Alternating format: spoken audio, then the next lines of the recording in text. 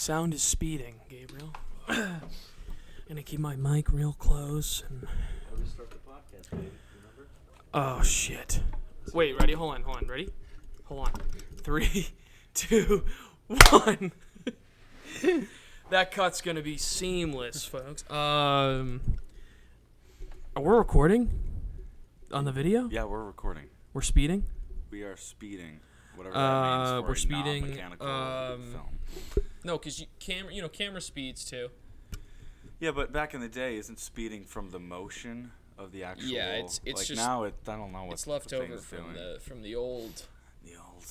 Speaking of old Hollywood, Yeah. This house that we live in is a relic of old Hollywood. It is. What is the format of this podcast? Well, it's the brush up. Sure. Which would be like news that happened in the last weeks or so. Yeah. You're better with names. Somebody passed away in the industry recently. None other than Ray Liotta. Rest in peace. Yeah, rest in peace. What's today's date? Today's date is I don't know. I'm all sorts of out of whack. All right, July 17th. Great. 2022. Yeah. AD. AD or AC after COVID. Yeah. Ace or AC is that's not a fucking thing. I just made that up. So yeah, we got the movie addicts. The movie addicts podcast. We have microphones now. You might have seen that last episode. We didn't have microphones. We were freeballing it. I was using my my lavalier Apple thing there, and earpods. That wasn't very good. I'm gonna be honest. I enjoyed the episode though.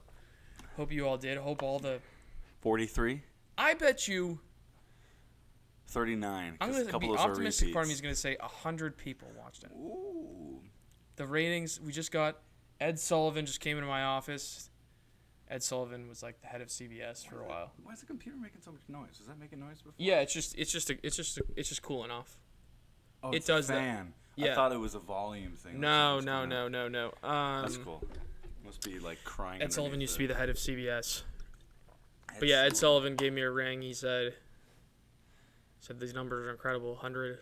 Ed Sullivan 100. from the Ed Sullivan Show? Yeah, I think was so. the head of CBS. Yeah, I think he ran CBS. What? Are those the same person? I don't know. I don't know. History lessons with Gabe and Dale. History lessons. But rest in peace. So, we're on the brush up here at the top. We got to brush up on a lot of shit because, you and I have been apart. We put out that episode. That's right. We put that out in June. Yeah, I went to. There's a lot to brush up on right now, so let's get into it. I went back to Massachusetts. Okay. I actually kind of like having the mic here. My voice sounds crisp. I like it. Yeah, I'm really curious how it's gonna sound after, because just a little bit of movement. Yeah. I want to make sure I'm not like. We keep the audience in tune with the process. Love that. They're part of the process here, and I went back to Massachusetts for 5 weeks. I was doing some writing and just relaxing. It's really nice seeing my friends, seeing my family. And in that time, we were, we weren't doing much for the pod, but we got the microphones. Mm-hmm. We're coming back in action. Movie Addicts from here on out, it's going to be a weekly thing. Hell yeah. That's the goal. I think we can do it. We can do it. We should make a goal of at least, let's get through 10 weeks, see if it's sustainable, and then adjust the schedule. I think we can do once a week. It just depends on what day we release it. You know what I'm saying? Yeah. I think Sundays is a good recording date. But yeah, while you and I were apart scheming our schemes, we lost some people. We lost Ray Liotta. Mm-hmm. Rest in peace. The guy was a legend. I mean, one of my favorite actors, period. But anyway. So Ray Liotta, if I'm correct, yeah. Sopranos was a big deal that he did? No. Did not do Sopranos. What's the Goodfellas. Thank you. One of my favorite movies ever. He did Goodfellas, and he did another. He's actually in 2 of my favorite movies ever. He's in Goodfellas and in Place Beyond the Pines. Okay. I gotta watch Blackbird, that he shot before he passed. And he did some network TV. He did, a number of movies. Again, 2 of my all-time favorites. Just an incredible actor who is really like, I think it was like Derek Cianfrance described him as like a kind of an American treasure, and I agree with that. He's just one of those people, sort of like in the Val Kilmer category too. Like Val Kilmer to me is an American treasure. Like just those actors that are just, they're just there to work and just contribute, and they're not there for the limelight. They're not always doing like the shiniest, craziest, biggest roles, but they do roles that are really impactful culturally. And they're just, obviously like Ray Liotta was wildly talented. And a really committed actor, Like I know you and I were talking about like John, he's kind of in that John Hamm category too, where it's like guy's working his ass off. Not like one of those actors where nothing's really, there's no, I actually think for Ray Liotta there was a big break, quote unquote, which was Goodfellas. Yeah. That was probably his biggest break. Granted, Goodfellas was not a hit when it came out immediately, but still legendary, and that was the thing he was definitely most known for. But he's incredible artist, and rest in peace. And then number 2 was gentleman from The Godfather. Oh, James Caan, yeah. Yeah. Rest in peace to James Caan. And there was an actor from the guy who played Paulie Walnuts Galtieri from The Sopranos died. Okay. That's probably what you were conflating. Yeah. So I'm sweating so much right now. This is crazy. It's hot up here. I'm sorry. I think we had this conversation last time, but yeah, my Irish jeans are not cut out for this. You also have a lot of hair, I think if we You think I should buzz it? Nah. This is crazy how much I'm sweating. I mean, I'd say maybe next time we could do a muscles shirt / fan. Yeah. Also, Dale is now I'm gonna have the top a licensed popped. ox. This guy, his shoulders, his arms, he's I am he's a not going licensed nuts. ox. This guy's going hard. Shout out to we're the doing goat. shout outs. The brush go. up is really also the shout up. Shout outs. It's the shout up is what I was trying to shout up. Go on. I don't know, it's the brush up, but it's kind of on the low. The real fans really know it's also the shout up. Yeah. Because we're shouting up and out people we love. Shout out to 4x3. I'm wearing the shirt. Yeah. 4x3 is the distribution company that is distributed Magnolia Flowers, the movie that Gabe and I are in. Dale's first feature film. Not Gabe's first feature film. We've talked about this before, but it doesn't matter. True. Not your first feature film, but yeah. My first feature film. As writer, director, producer. Yes. Hell yeah. Yeah, and 4x3 distributed it. There they are. I posted like a silly Instagram thing earlier with 4x3 shirt because I wanted to. Chase Crawford at 4x3 sent us some shirts, and Gabe got one, Al got one, I got one. For sure. So, I want to shout out 4x3. Go watch Magnolia Flowers if you have not. What else is there to brush up on? I know we really want to talk about something. We have a very specific agenda here once we get to the... Oh, we do. To the dust up. We got a treat for you boys and girls. But until we get there... no, let's think. Any other Titanic shifts in the industry as of late? The Microsoft thing with Netflix. Wait, what's the Microsoft? Microsoft's going to be handling the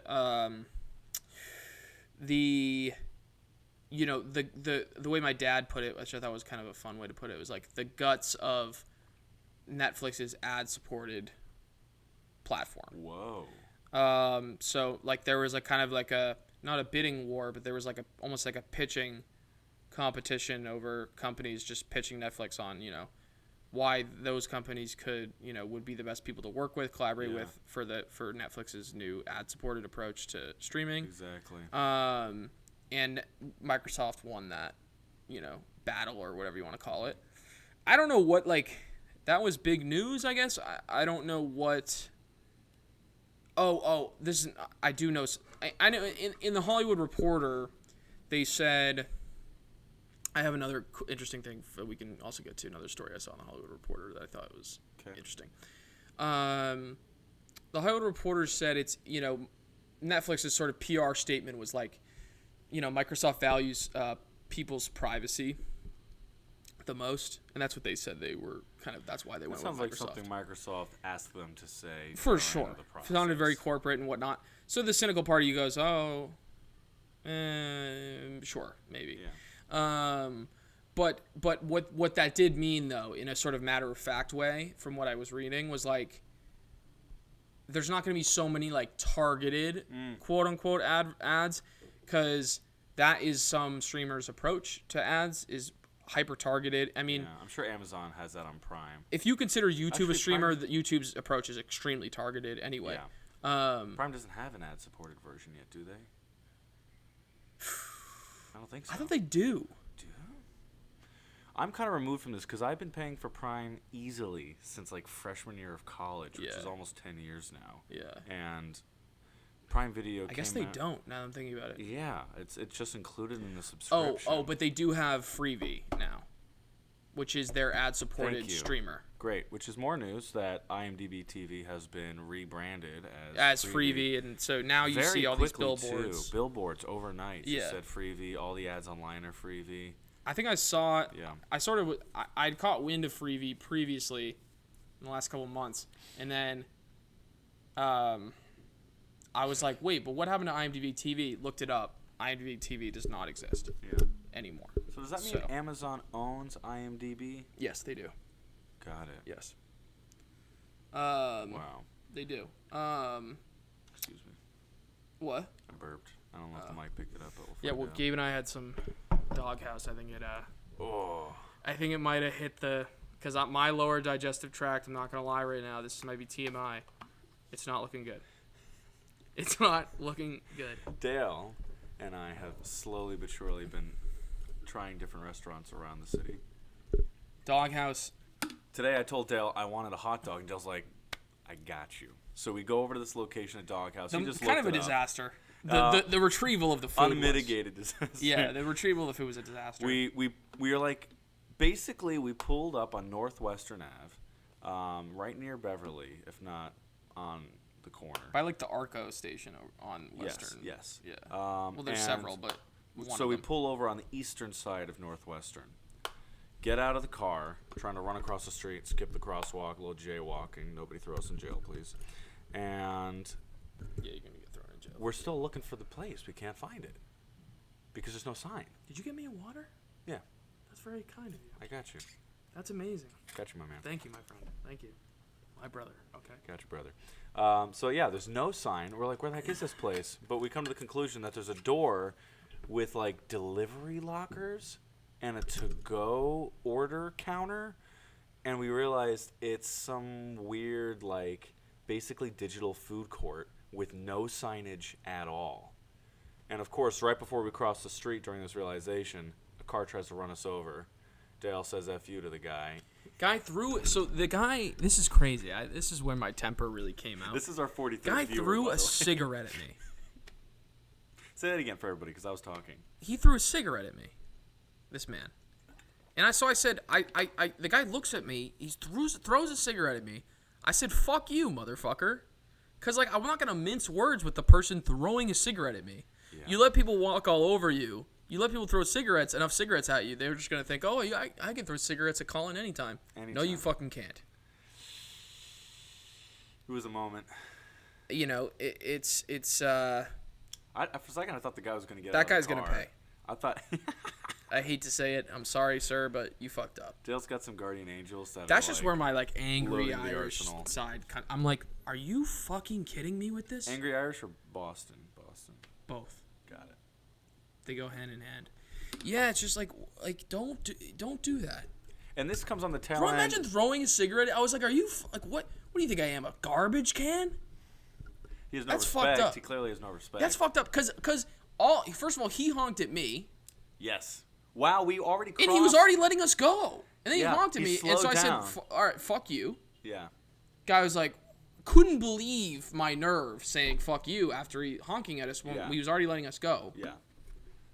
Strange. That's the thing, is that is said in LA. Like, if you throw a fuck you at people are like, what? Like, what? No, you've never been told, go fuck yourself or fuck you or By anything? a complete stranger, and we're all just trying to get through the day. Like, I couldn't believe threw a cigarette at me. and this comes on the tail end of me and Dale watching. Top Gun Maverick, which is go. what we're going to talk about. But we were at the Grove, in the dust up, and it was just very clear that nobody knows how to walk. It drives me fucking up a wall. It's insane. People are out of their mind out here. I grew up, little town in Connecticut, Yeah, and I was taught to walk on the right side of the path. Sorry, I'm just and let my fellow path walkers pass me on the opposite side, the left side. Same deal in New York, sidewalk. You stick to the right side. Same deal in the escalators in New York. You stick to the right side. But somehow, in L.A., people just don't understand. It's a different country. Yeah, it is. I'm sorry. I'm just looking at. What are you looking at? Nothing. Nothing in particular. Good. Good. I'll find it. It doesn't matter. So. Do you think my face is good with this mic up all the way up here? Do you think I should grab it too? I love gripping the mic right now. I have to say, it's empowering. I'm just concerned. Oh. It's empowering. Give it a try.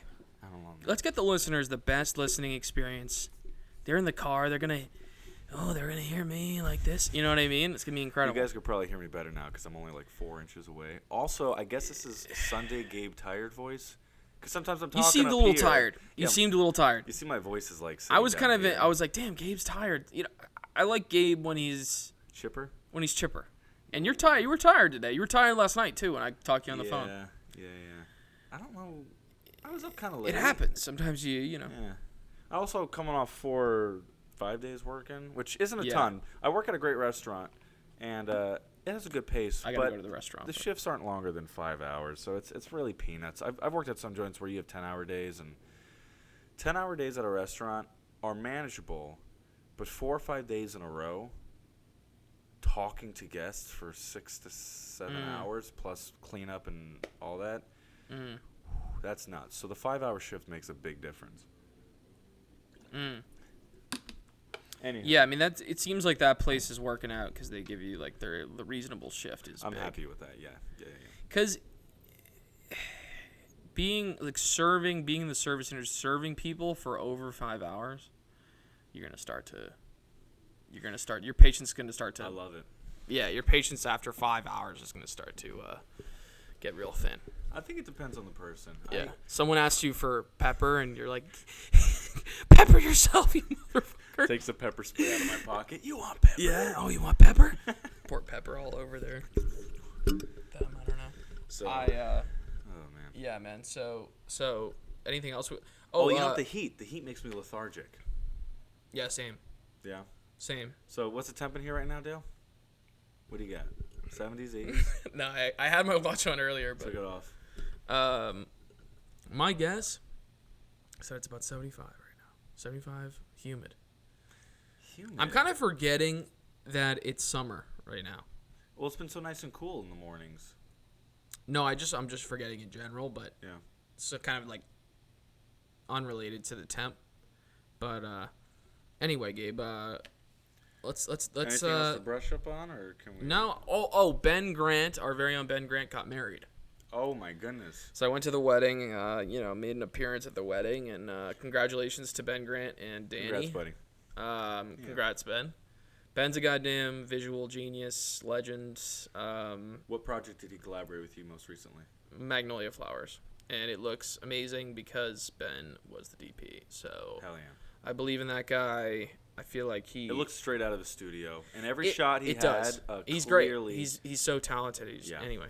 Clearly, there's a vision. He does, man. And what I love about Ben's work and why I want to keep working with him is just I just feel like I see his stuff and I'm transported to a different world. And I think that's really not some, every DP's approach is different, right? Every DP has a different style, and I really want people to be transported. I don't want it to I don't want it to be too bound to reality, quote unquote, visually, what I'm doing. So Ben his shit just transports you. It feels like you're in some alternate reality, which is just incredible. And so he got married. It was just cool to see someone I know get married. Yeah. I was getting really emotional during the ceremony, and yeah, man, congratulations, Ben. So just want to shout that out, and then I think we're ready to start dusting up. Love that. It's getting dusty in here. The dustiest. It's so dusty in here. I'm trying to think. So brush up. Yes. Dust up. Yeah. This is what I was looking about for. The quality of the films. Yes. Okay. I love how. Other than that, we have the big bitch pitch session. The big bitch pitch session. Yeah. And then what else is there? I thought there was 5 parts. That sounds like only 4. I'm looking for. Notice how prepared we are, everybody? Yeah, no, it's incredible. I got it, sir. Yeah, Gabe and Dale decide if this week's movie was a cock-up or a lockup. Which, and then there's both of them are definitely lockups. Yeah, absolutely. And then there's the big bitch pitch session, and then cleanup, and then that's it, because we have no guests today. Got it. So we'll probably be skipping we know our own podcast format super well. Hell yeah. We know it like the back of our. We know it like the back of our hands. It's written on the back of my hand. So yeah, this week's movie. I'm getting comfy here, and this week's movie was Top Gun Maverick. We literally saw it today, and you saw something before too. We saw the original. So Gabe and I wanted to do our homework. You know what's crazy though? It was crazy to watch. I had never seen the original. Full disclosure. Great fucking movie. Rest in peace to Tony Scott, the director of the original, because I just think his directing is just it's really alive and lovely and it has this sort of grittiness to it almost, but almost like a stylized grittiness. Okay. It's just great shit. So Gabe and I watched the OG, Top Gun. And then we went right into today watching Top Gun Maverick. And I think that was a pretty wild experience, like watching them in sequence, I think. Because I was like, holy shit, like all these things stood out to me as like seeing exactly what they're carrying over. Yeah. And what they're not carrying over. And like, so being able to identify that stuff really readily and not being like, wait, is that from the original? We really kind of knew whether it was or it wasn't. What were your thoughts, Gabe, on give me something specific on Top Gun Maverick? I mean, do you have anything you want to say about the original? Because I don't know how much. I would like to talk more about the new Top Gun Maverick, the new one, because that's the one that everyone's talking about, and everyone, it feels really pertinent right now, and the movie's making $1 jillion. So. Oh yeah. I have to say it I'm glad that movie is doing so well because it's just a good movie, straight up. And I think that's probably part of why it's doing so well. Not only is it bringing back something that people already love, but it's bringing back something that people already love, almost in just a better form. Yeah. In a leaner form, in a stronger form. It's one of the in a more powerful form, maybe. Yes. And it felt fucking. It just felt good to watch it. It was just a lot of fun, and I was even moved by it in certain ways. And it's just quality. There's just a high. You could tell there's a lot of care that went into it, and that's rare to see. Can we talk about that? Yeah, let's just because I think basically everyone who wants to see it has seen it by now. All right, so anybody who in the theater at least is concerned about spoilers, 3, 2, 1. Spoilers from here on forth. Yes. Yeah, I was getting emotional the moment that Maverick had to give up. Give up isn't the right word. The moment that Val Kilmer dies, and he realizes he's Val Kilmer's actually still alive. Right. But Iceman. Rest in peace to the Iceman. Yeah. So the moment Iceman dies, John Hamm pulls his, I guess, command, you'd say. Yeah. Pulls his weight over Maverick. Yeah. And Maverick realizes, like, it's kind of a punch below the belt. Like, even more now, he realizes how much Iceman really meant to his career as a captain. Yeah. Oh my goodness, I have to say this before I forget. We're gonna do a slight. Today we spoke about how I forgot something that I was thinking about when I watched the film. Yeah. What was that? The thing that stood out to me was why he was holding on to being captain for so long. And in the conversation with Iceman told him he had to let go. Yes. He was captain for all these years because that was his only way of being close to Goose. Yes. A reason. But that's something that hit me the second time, because this is technically my second time watching it today. Dale's first.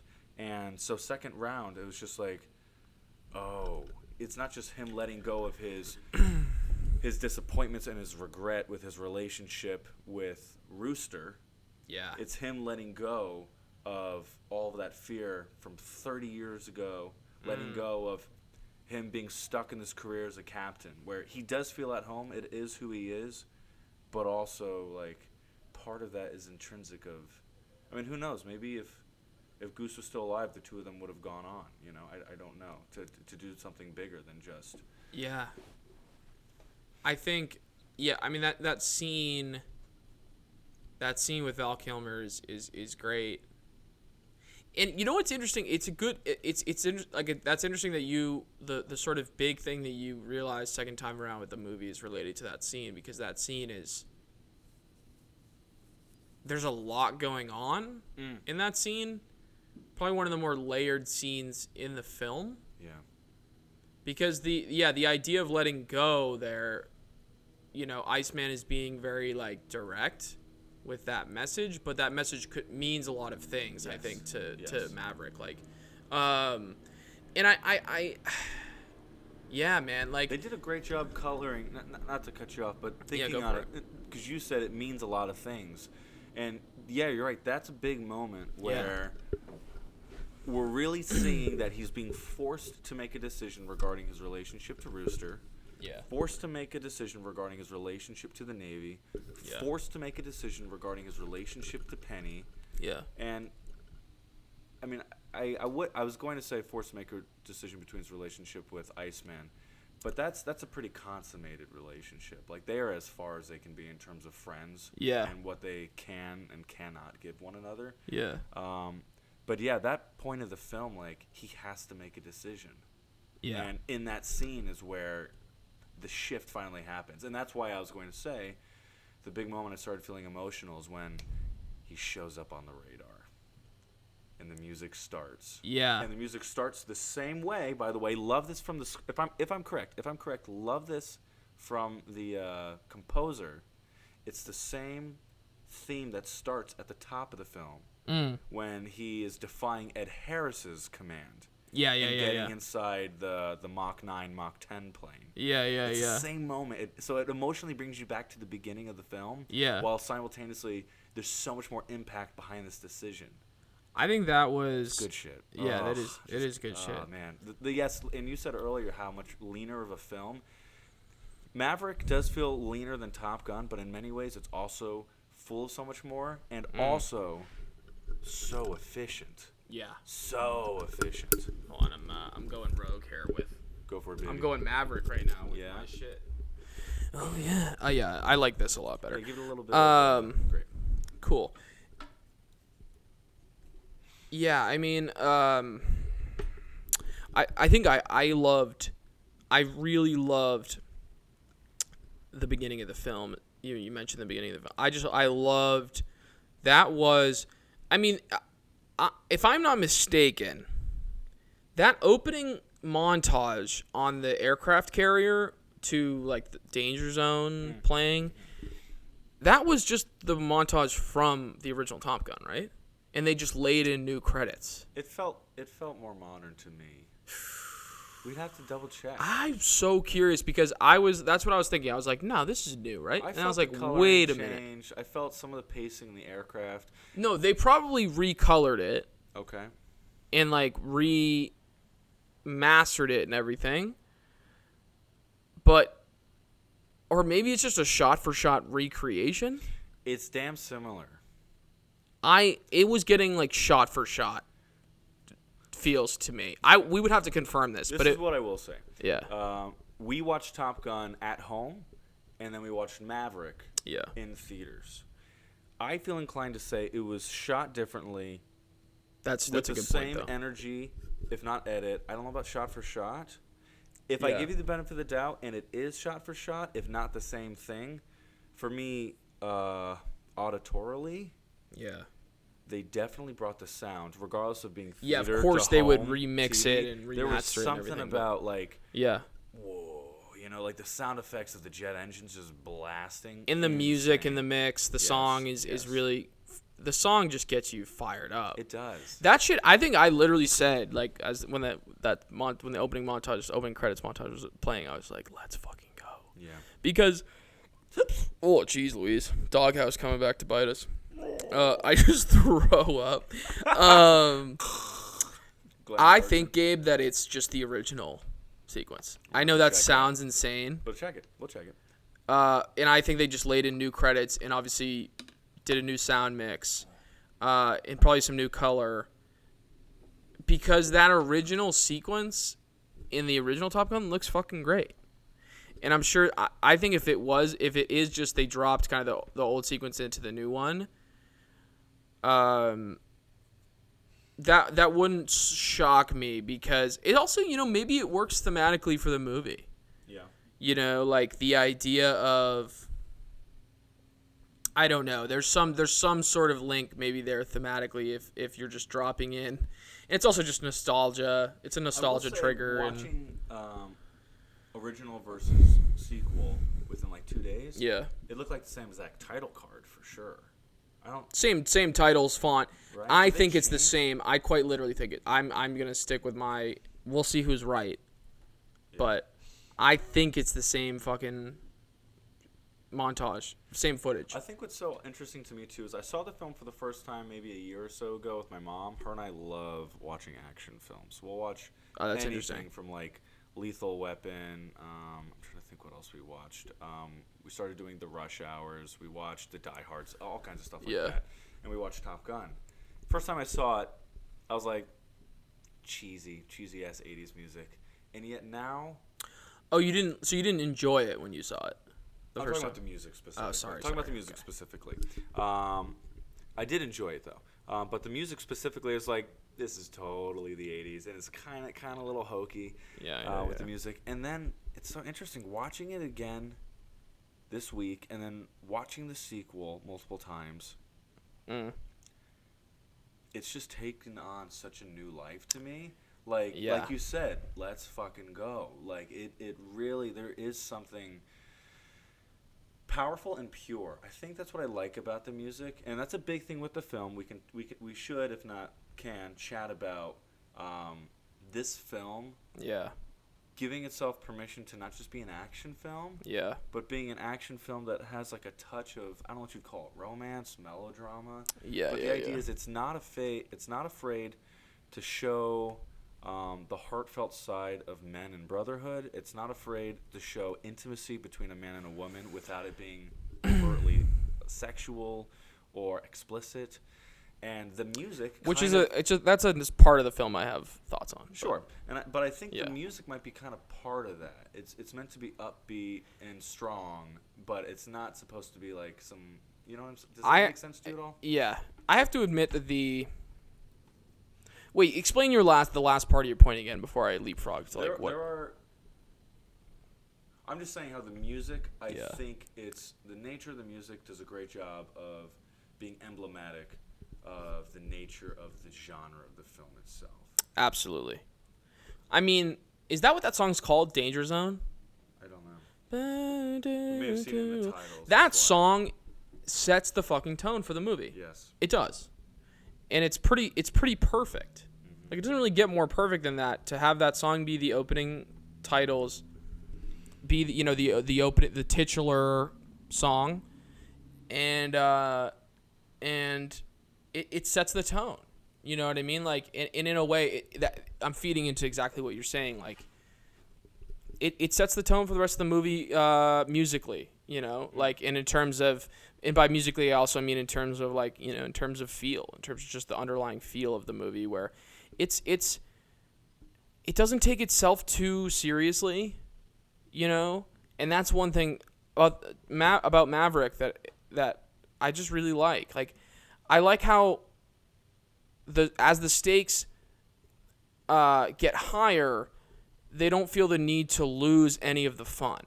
Like that, the football sequence on the beach, which is, you know, an homage to the volleyball sequence in the original, that shit comes right after. I forget exactly which scene it comes right after, but it's after a really tense kind of string of scenes. And then, and Maverick's really doubting. It's when Rooster says to Maverick, like, you don't even have any family. Like, no one would really, like, it's easy for you to say that we can risk our lives. Like, no one would mourn you when you were gone.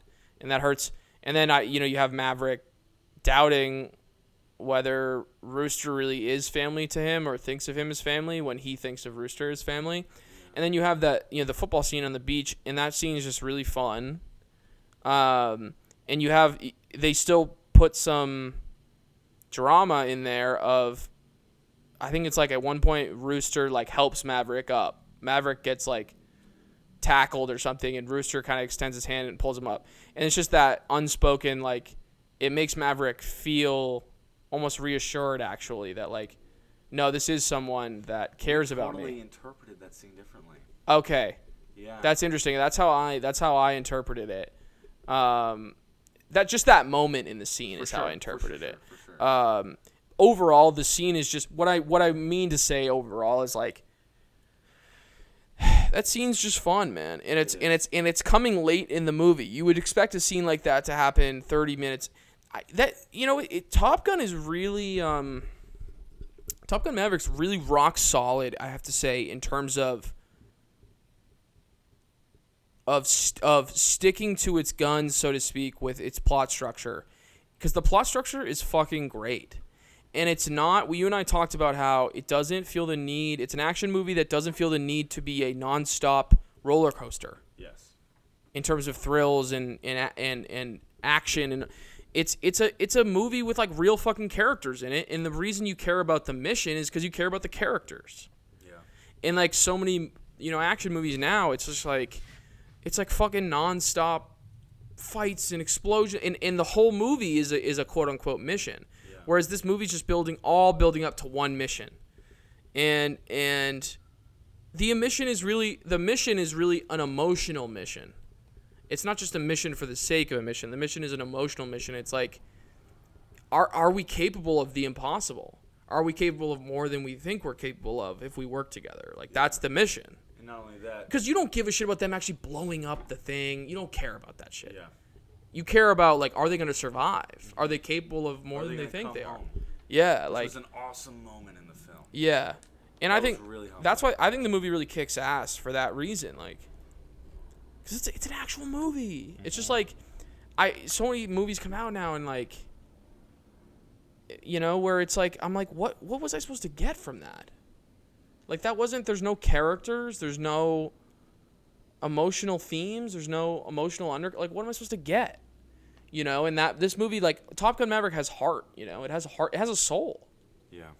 And it's like it has a beating heart. Like, that's just, we need that. People need that right now. Like, I'm gonna check the camera. Yeah, go for it. In case somebody called and turned it off, I need to make sure that.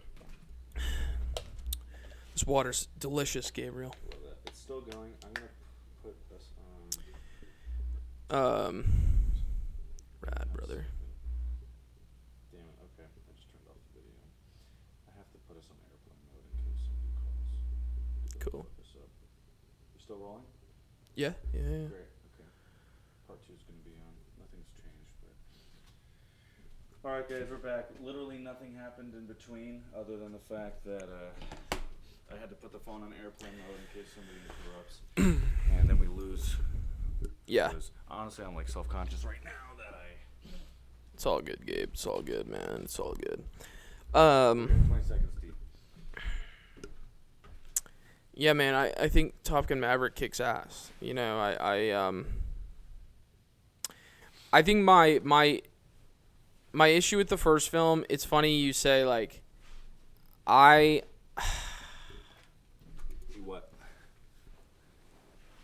It's the aspect of the first film that I don't like is the sexual, Oh, well. the sexuality being devoid of sex. I don't like that. I just think it doesn't feel real to me. It feels, and Gabe, should we talk about like the slow pump thing? We can. Well, you know, let's not be too crass, but yeah. Okay. Go for it. Whatever. I just think like in that Tom Cruise in the first one has a real sex scene. That's true. Yeah, there's nudity in that, right? Yeah. So I mean that's not necessarily what I'm talking about. It's like, but I think like it's such a the original movie I think probably spawned like a real movie trope of like what a sensual sex scene looks like in a movie.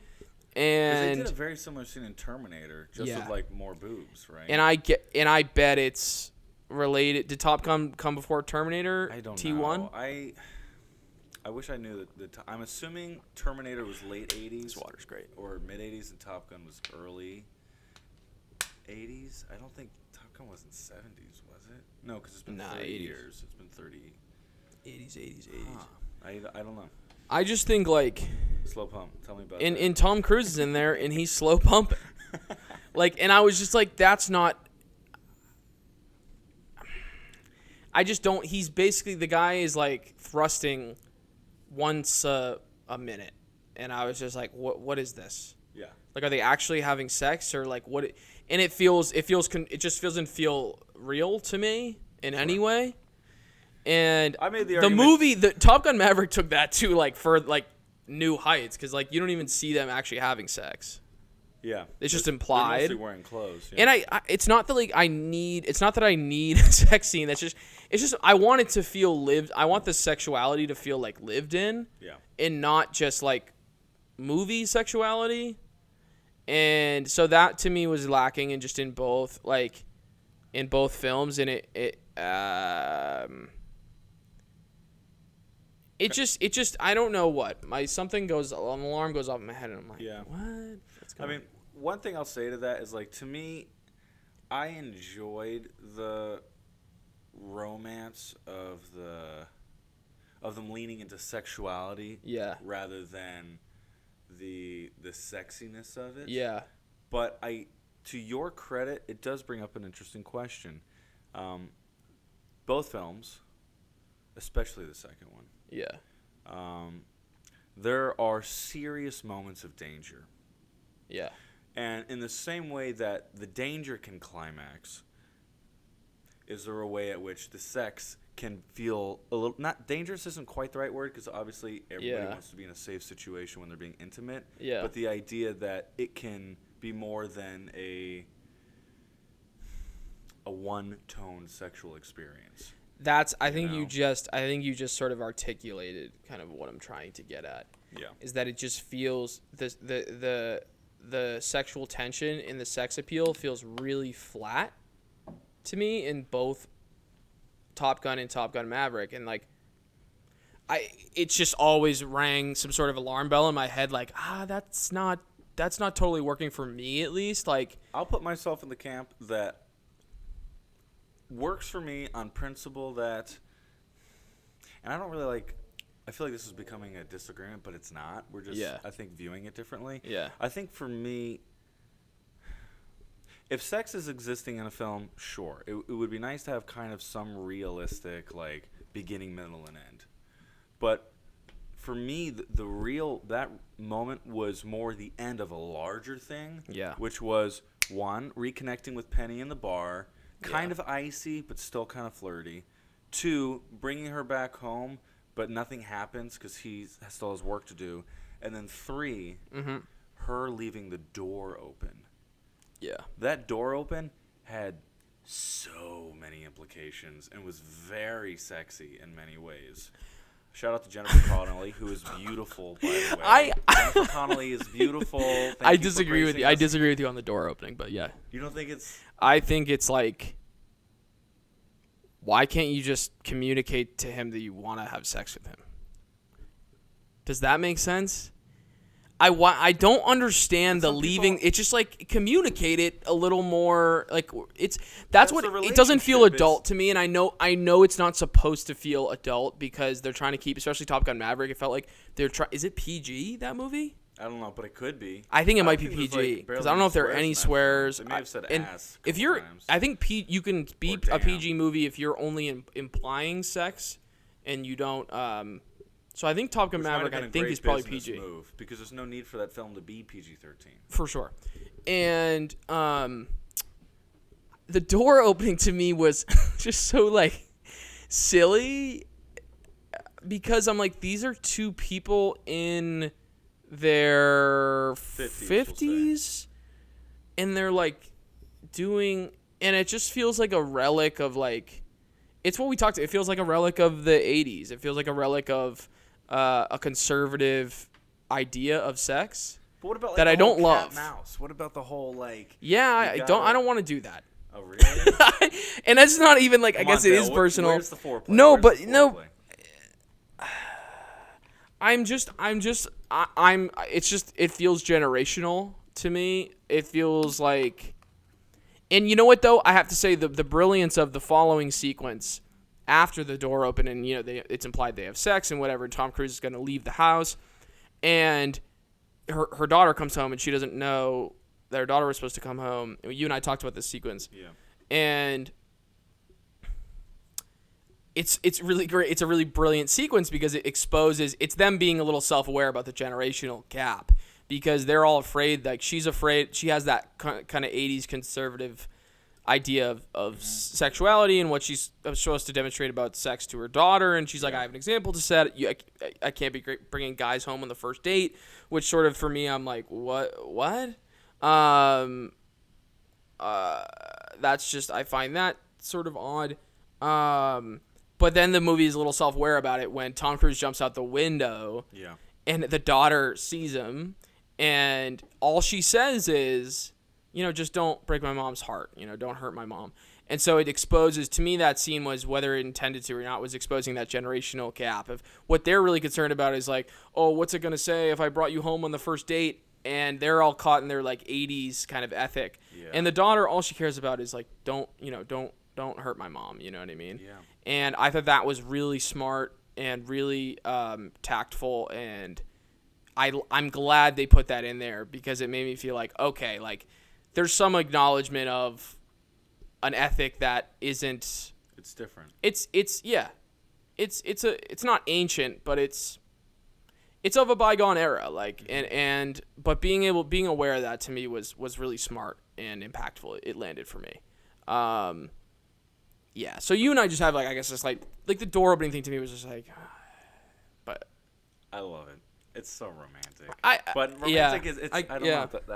Romantic isn't quite the right word. Romantic is when they're holding each other in the bed and they got the bokeh in the background and like everything's slow. Yeah. And every time I watched that film twice in theaters, and I guarantee when I watch it a third time in theaters, everybody chuckles at that moment. And I think it's one of those people things where, in the audience. I think people get uncomfortable with like beautiful, intimate moments. You know. Because I think we're all kind of waiting for... I agree and I disagree. Go ahead. Here's the thing that's interesting about it, that it does... the sensuality of that moment it exposes something. Okay. It exposes two things at once. It exposes that actually, like, our generation, who you know some of the people snickering are people kind of in our generation. Totally. Our generation's actually a little too bashful about sexual... and conservative, I would argue, about sexual like material. Okay. And like we are, but we aren't. And then at the same time, I agree with you. People are. So wait. I lost track of my point. I lost track You're of my saying fucking you point. agree But and you disagree with me about the intimate nature of that scene, even though like people are chuckling through it. yeah, fuck. My point is very convoluted now. I'm realizing it's hard to unfold in real time. But like, what I will say to your credit is that, yeah, I do agree that a lot of people in our generation are very comfortable with very explicit sexual images. And they that's also, I think that's that's what I was become- trying to get at. But Yeah, they become uncomfortable when it's a little more emotionally charged and sexually not explicit. I think that's And these people are really interesting and true. Consummating a. I'm using the word third, but it really could be like 10th, 11th, 12th. They're consummating like a new direction of the relationship. Yeah. After being on and off for potentially a decade, if not longer. Yeah. Now they're kind of like. Maverick specifically is giving himself permission to. Open his heart up to something that can be long term, you know. I think does that make sense? Yeah, man. And because I think our generation is probably a little overexposed to porn and kind of more graphic sexual images, and so it's funny. People are probably like, I'm thinking about like Euphoria, for instance, really graphic sexual content in there, and I'm taken aback by, I would say, none of it. And I think a lot of people in our generation who watch that show and even a little younger aren't taken aback by that aspect of it. Yeah. And well, you know, people comment on it, but it's not it doesn't have that doesn't have the shock value, but people get a little uncomfortable our age, you know, when it's a little more, it's a little more like, call it like traditionally intimate, I guess. I don't know.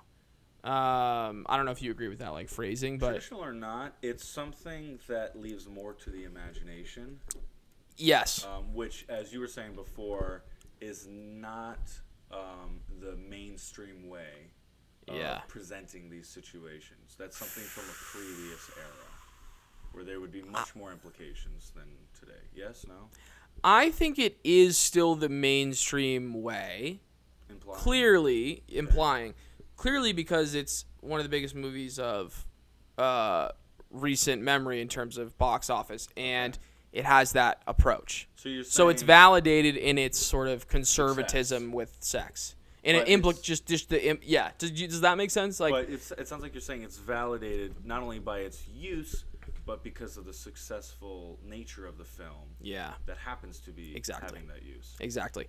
You know, I think there's a reason why Top Gun is grossing now well over $1 billion. Is it going to pass $2 billion after this weekend? Maybe. Internationally, maybe. No, I'm sorry. No way. It'll probably get to $1.5 billion after this weekend. Would be my guess. Ton of money. For just a sequel, I saw that by the way. Most films that are surpassing that are part of franchises. Yeah. This is a sequel. And that's 30 years in the making. I think that's fucking cool, man, because that movie didn't feel. Nothing about it felt cheap. It's not cutting any corners. Money well spent. Not cutting any corners, and I mean that, in terms of the production value, and I also mean that in terms of story. I think, like, there's moments where the script felt like it was talking down a little too much to the audience. Okay. But the other thing is, like I think of myself as like a pretty intelligent viewer. And so I'm okay with, you know, being forced to work for meaning and subject matter a little more. Yeah. But I think that's a tough call to make. That's a tough call to make at the studio level, where you really want to reach the widest audience possible. Yeah. And so you have to generalize some things. And I think you want the characters to be specific, and I think the characters were specific in the movie, which I credit the movie for. But you want, so if the characters are going to be really specific and you know, something's going to have to give in the way of compromising. You're going to have to compromise on some aspect of your approach if you want to reach as many people as possible. Yeah. So it felt like in where that happened was a little bit in the dialogue, It felt like, okay, the dialogue is at certain points felt like we're over explaining certain things, we're beating certain things over the head. Yeah. And technically you don't have to. However, what I would also say on the flip side of that is like you needed some of that over explaining, especially in the final action sequences of the movie. Yeah.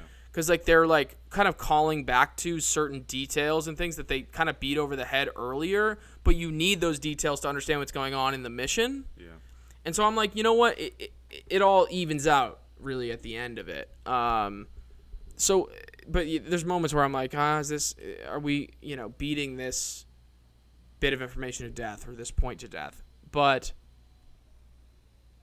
that's I think part of the compromise you have to make to reach a massive audience. So, yeah. Yeah. I was okay with it. Yeah. I think there's a lot of people who are watching that film who haven't seen the original. And I would love to know how many of those people there are, because the film stands on its own. Yeah, it's interesting. it does stand on its own. If you remember, in Top Gun, there's a very brief line. I think it's Meg Ryan talking at one of the bars about how something about how he's been with like an admiral's daughter and stuff like that. Yeah. It's either Meg Ryan or a couple other people. Yeah. And I believe I read this in an article recently. The implication is Penny is that admiral's daughter. Because remember at the bar at the top of the film, she was like, you managed to piss off a couple more admirals. And so I think the idea is that she's kind of been there her whole life. They had a complicated relationship. Top Gun, the first movie, ended. Sometime later, he was an instructor, and they met, and then he got the fuck out. And their relationship continued to be complicated over years. Yeah. Especially because her father was still around at that point, I guess. Yeah. Because if her father mattered, he would have been in the film, but for whatever reason, they found a way to make the film work without a father figure present. Yes.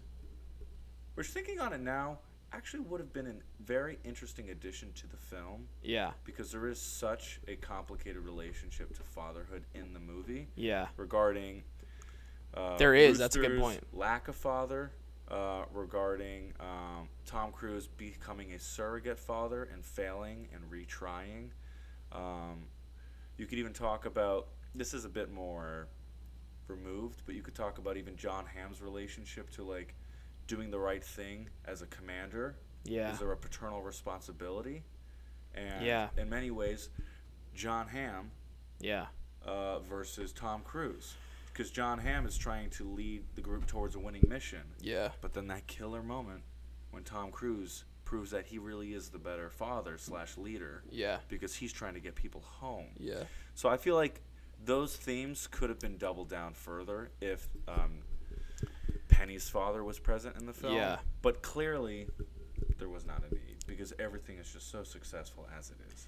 And man, in all the characters, all the major characters have real arcs. Yeah. In the movie, even John Hamm's character does. Even the daughter. The daughter's kind of icy at the bar at the top of the film. Yeah. And then she's behind the airplane. Amelia, smiling in the direction of her mother, saying, "Go for it. You can. I approve." And that's just good directing and good writing. Not to take away credit from the actors, but because the actors are involved in the execution of that for sure. You love Miles, apparently. Dale could not stop talking about. I love Miles Teller. He's best actor in that movie. I think. I just think. I think he. What I also realized in real time was a challenge of that movie. Doing a movie like that as an actor is what you play. Like only being able to play when you're in the plane, really, with what's above your nose. One more time. Only being able to play your instrument, only being your eyes, essentially, like really only being like basically your eyes and your forehead. I'm like, that's hard. How do you? I'm sure the actors had to figure that out. Like, how am I gonna? And also, on top of that, being in like an F-18 jet. Yes. And being like, I need to like play a moment here while I'm in this jet, and I'm like want to throw up. Like that's tough. That's not an easy task. But I was gonna say on the I loved Miles Teller though. Miles Teller fucking killed it. Machine. And, yeah. The guy's a machine. And he's the best actor in that movie, man. He's out acting Tom Cruise. That's what we should watch next. What?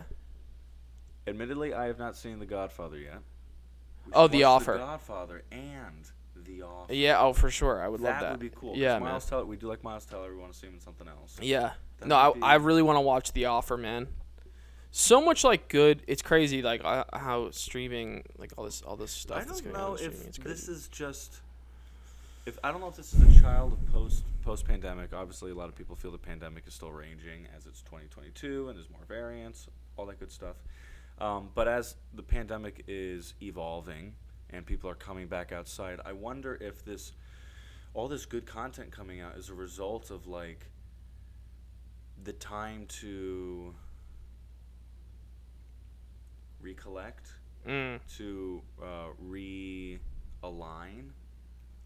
In studios, wow. I don't know. Like I don't know, because you could make the argument that that's what Top Gun felt like to me. Yeah. Sorry, I didn't mean to cut you off. No, go on. Go for it. Yeah. It's interesting to me that people are really getting behind this movie.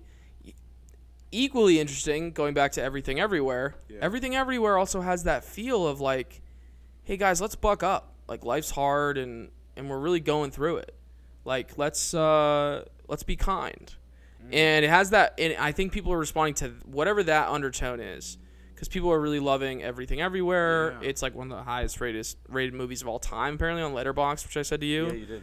Which is crazy, and not to, like, we're not going to go back because we've already talked about Everything Everywhere. For sure. But think about the things that people are really responding to right now are kind of have that undertone of messaging of, like, let's band together and not not be divided. Let's really be united. Like, tribalism and all that. And that's the shit that people are really responding to right now. And like, that hasn't always been the case, right? Like if a movie, it's funny because people are comparing the box office numbers of, and not even like comparing like in a subjective way, like comparing like empirically, the numbers of the box office numbers of Titanic to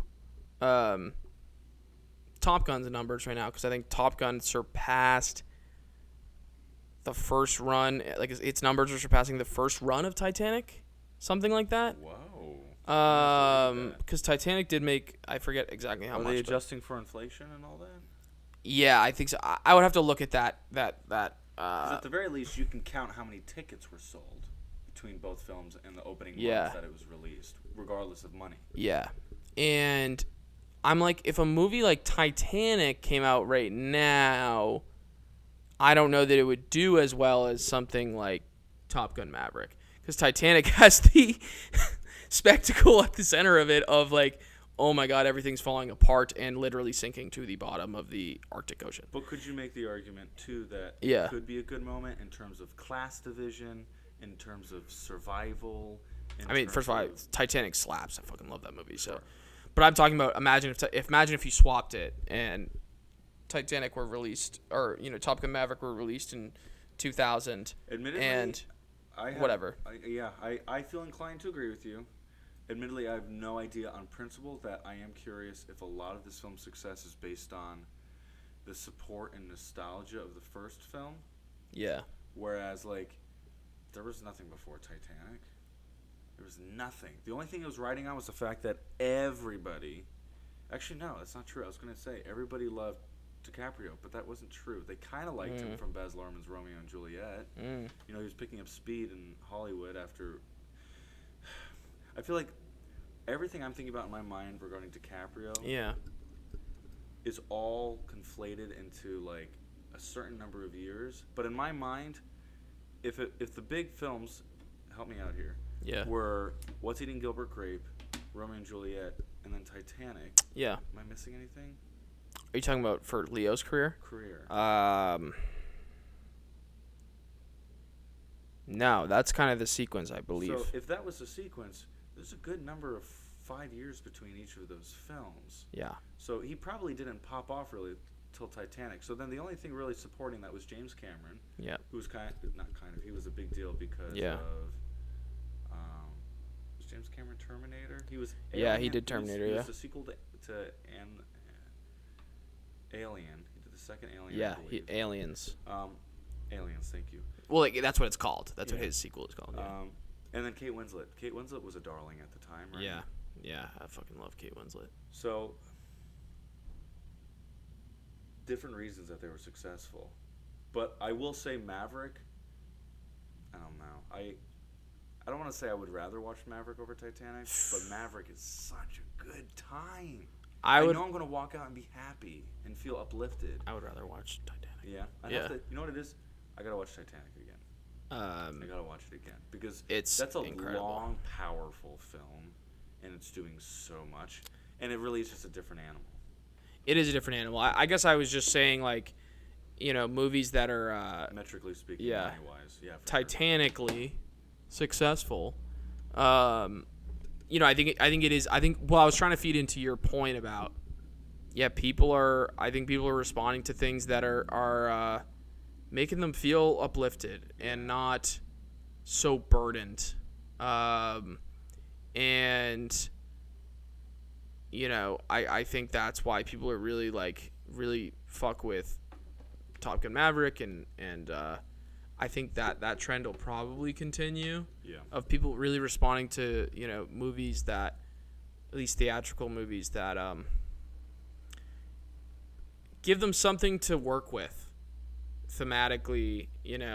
Like give them something to take back into their lives, and I feel like Maverick does that to its credit. It gives you a little something to take back into your week and your day-to-day life, So to kind of go along with that, in terms of like uplifting, yeah. Two things occur to me regarding this film. I think at this point people know Tom Cruise is going to deliver a good film. Yeah. I think between the way he has completely pushed Mission Impossible to like a fantastic franchise. Yeah, I'm not the biggest Mission Impossible fan, but have you watched the last couple ones? I've seen. I don't mean that I'm not a fan in the sense that I don't like them, but I've never gone out of my way to see. I think I've seen 2 of them. I think I've seen the original, and then like the 4th one. Okay. So another day we'll chat more about that. Yeah. But I definitely think that the first 3 versus the following 3. Yeah. I believe we're up to 6 now. Yeah. He's done so much for that film in terms of character development, the thematic overtones carrying from one film to the next. Yeah. And so I think between that, his early career, Yeah. and then all of that is the full force behind the success of this movie. Yeah. And going down that further, it kind of solidified that Tom Cruise is kind of like the dramatic action star. Oh, for sure. Like there was a time where, not the same, but no, I was gonna say, who do you think would be like a good dramatic action star in the 70s or 80s? Steven Seagal, maybe. Okay. Fuck. I mean, Bruce Willis? Bruce Willis is interesting. Because the thing about these movies... Bruce Willis is an 80s dude for sure, right? Yeah. Lethal... No, Die Hard. The sequels. Oh. Danny Glover for sure. Okay. Wesley Snipes. Yeah. For sure. So Danny Glover, Wesley Snipes, the big Steven thing for Seagal. Me is the action with the heart, And I think Danny Glover brought that. Someone like Steven Seagal, maybe not. Yeah. And that's why I think people know Danny Glover more than they know Steven Seagal, because Danny Glover always brings the love to it and the care to it. Yeah. And you can tell. Even when Danny Glover's in movies now, you're like, this guy, you want to see him. You want to hear from him, like, artistically. Like, also, like, that little message from Tom Cruise. I loved it, yeah. I would not be mad if every single film had something like that. For sure. Just before. It feels genuine to me. It feels like... Yeah, I loved it, man. Like, sorry, I cut you off, but... No, totally. I think, it's interesting, too. I've seen that in a few other... Like, Steve McQueen did that once. Yeah. I've never really thought about this regarding Maverick until now. But, because we've always been talking about opening sequences and music at the top of the film, and the inciting incident, or whatever you want to call it. But, yeah, having that 45-second clip also set up my expectations of the film. In a good way. Really good way. It framed it. It tapped into my desire to see something that people care about. It tapped into just literally Tom Cruise has a great greeting /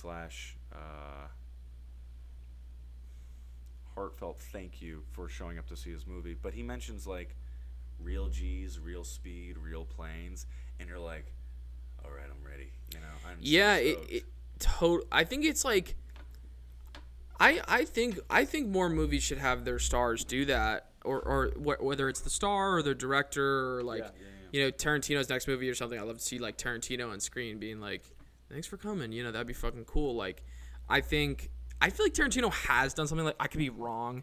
I would believe it if he did. Why do I feel like he has done that before? And it doesn't matter. We'll figure it out. But yeah, it just feels like you're almost explaining to people up top, like, what you're trying to provide to them, like what you're. And listen, like, not every movie is released with like that much heart and love. So not every movie like maybe should even have that, but like, you're trying to explain to people like what you're providing to them and what like what you're kind of what makes you, the person who created it, excited about it. Yes. And like, people that's just contagious. I think people get excited. Like if you see Tom Cruise up there, like, I'm really excited to show you this movie. It's like, all right, well, fuck, let's see it. You know what I mean? Like, there's also something cool about like, here's a person talking to me. Yeah. And okay, now here's his performance. Yeah. Like, you know, there's and there's a difference it's not there. Maverick Yeah. talking to you. You know, it's Tom talking to you. Or fine, if you want to be cynical, some Hollywood scripted version of Tom Cruise, whatever. But the point is, at the very least, it felt perceived as authentic, and it was well contrasted with audience address and then a hell of a performance. And then what's authentic to me about it, though, and I said this to you at the Grove, like, what's authentic to me about it is like, what's authentic is clearly his level of care. He cares. He really cares about. Forget what you think about him, but he really cares about the thing that he's starring in, like, and he cares about your reaction to it, and he you know, like, that to me is what is authentic about it, is that, like, that care and that, I keep saying, like, that love and heart. But I'd like to know who his writers are, because I really do think that, and again, I'll bring up Mission I'd have Impossible. to look. I can look on Mission IMDb Impossible, real quick. The more recent films do have a good sense of humor. A very similar sense of humor. You need that these days, I think. A very similar sense of humor to Top Gun and Top Gun Maverick. Yeah. And it makes me wonder, like, I never really thought about it till now. Tom Cruise isn't just some, like, you know, action star who does all the stunts, but, like, his films are consistently having a certain level of drama and comedy. Yeah. In the same way that Ryan Reynolds' films are a specific way. The Rock's films are a certain way. I feel like it's so easy for me, as we were talking earlier, thinking of Tom Cruise like also fitting into whatever vision of a character that's written by a director, writer is expected. You know, he's Jerry Maguire. He's in Rain Man. He's in A Few Good Men. But it really does feel like now there are Tom Cruise films. I think just because he with signature heart and signature comedy. Yeah, he from interviews I've seen of him, like, he's intimately involved in the storytelling. Yeah. When he's doing a movie, like, he's not the I just show up and act and then leave guy. That's just not how he is at all. So I think the influence you're feeling is his involvement in every, like, step of the process. I really wonder if he's the kind of actor / we'll say visionary, because he's a producer. I have all the writers up here, but anyway. I really wonder if he would stop and be like, I think we need a joke here, you know? I think that's based on what other people have said about him in interviews and what he has said in interviews. That's exactly the kind of thing he would do. Yeah. And obviously he has a lot of sway. I mean, he's like he's a powerful guy, and, you know, with a lot of acumen. So, which, to be fair, not to be fair, to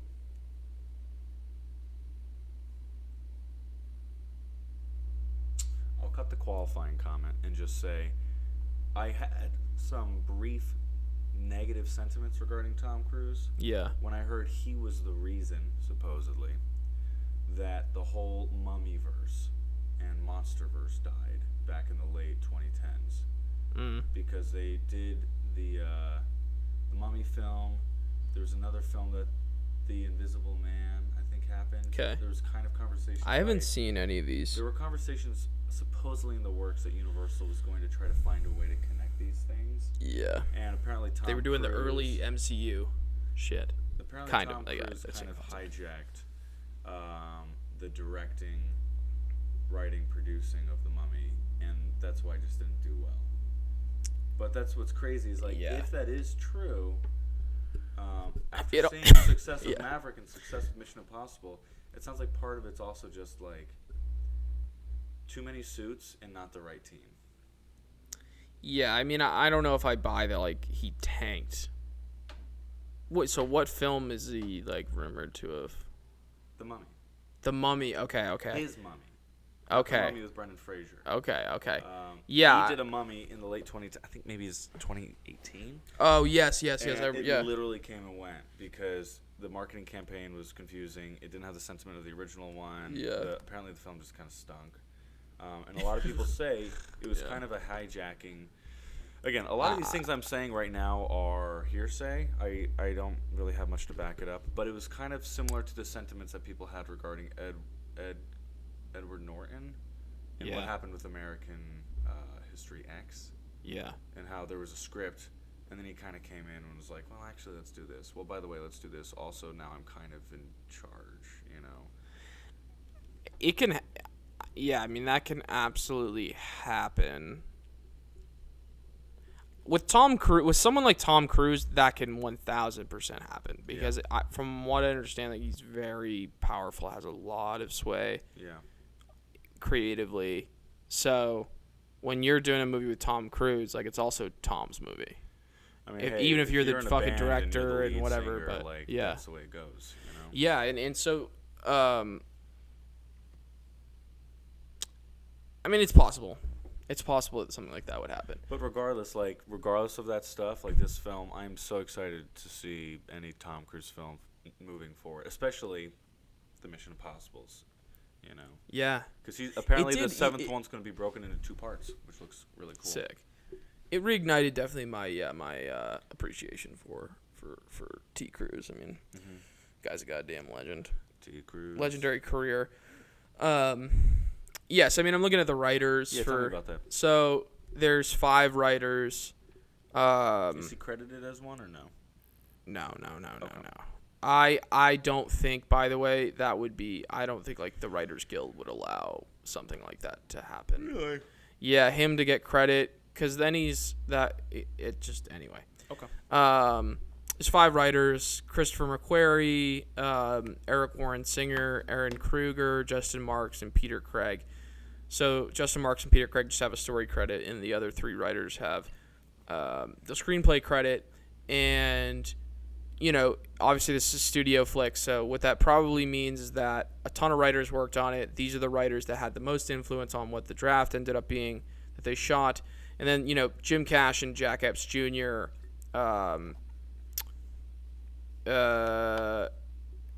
Got a credit for, like, based on the characters that they wrote, and I believe Jim Cash and Jack Epps Jr. wrote the original Top Gun. So that's where that comes from. Interesting. And yeah, man. So was Top Gun a cock up or a lock up? Lock up, hands down. So first of all, to remind people, cock up means it sucked. Lock up means it was electrifying, incredible. Yeah. You loved it, etc. It was a lock up for me as well. I was it gave me, like, some faith in movies. New movies. Yeah. Again, like, it felt right. It felt like they did it right, and absolutely a lockup. So are we down to do? Are you anything else you wanted to say about TG Maverick? I feel good. We covered a lot of stuff. We covered it all, man. We covered it all, man. The big bitch, pitch session. Yeah. Do you have something to pitch? I mean, I could just pull something out of my butt. Yeah, we booked a pull something out of your butt. We booked this meeting, and you're just gonna pull something out of your butt, or? That's what I'm gonna have to do. Yeah. All right. I only have 5 minutes. You only have 5 minutes. Yeah, I got other meetings after this, so. Yeah. See. All right. Yeah. Well, all right. So. Let me break out my flashcards. What are you? Let's think. What's something that I? So the big bitch pitch session is Gabe. Gabe and I are the big bitches, and we pitch. We have a session where we pitch random kind of ideas we have for movies, or I guess we could do a TV show too. Yeah. But random ideas we have for projects that are kind of in our archives. We pitch them to each other, and that's the big bitch pitch session. Yeah, I'm just kind of trying to go through the little catalog in my head. I'm looking at my notes right now. Yeah. It's been a minute. This is really good to chat about this because me and Dom were Dom. Oh my goodness, me and Dale. Dom. Shout out to Dom. At some point you'll meet him. Dom was in Dale's movie. Yeah, we'll get Dom on the pod. Great actor, great storyteller. Great actor. Me and Dale were very excited about the upgrade on the mics, and we did some sound testing and whatnot. But I admittedly didn't do much more homework than seeing the films, working on my thoughts and feelings regarding the films. But the pitch, one film I've been kicking around in my head for a little while. Dale, we've spoken about this one. I'm going to do my best to pitch it. Okay. And if it's a unmitigated disaster, we'll do it on another episode. Long story short, the film is called A Motorcycle Passes By a Strange Place. No. Wait, what? That's what it's called? No, it's I gotta plug in the... Well, I gotta plug in the battery here. All right, keep I don't going. know if anybody could hear. Wait. If we gotta plug it in, it's not gonna mess with the sound for a little while. Yeah, it's fine though. We have to plug it in. So. All right, boys and girls, sound's about to get a little funky dunky. I think it might. You might hear a little humming or something. I think Dale's trying to sabotage my pitch. Yeah.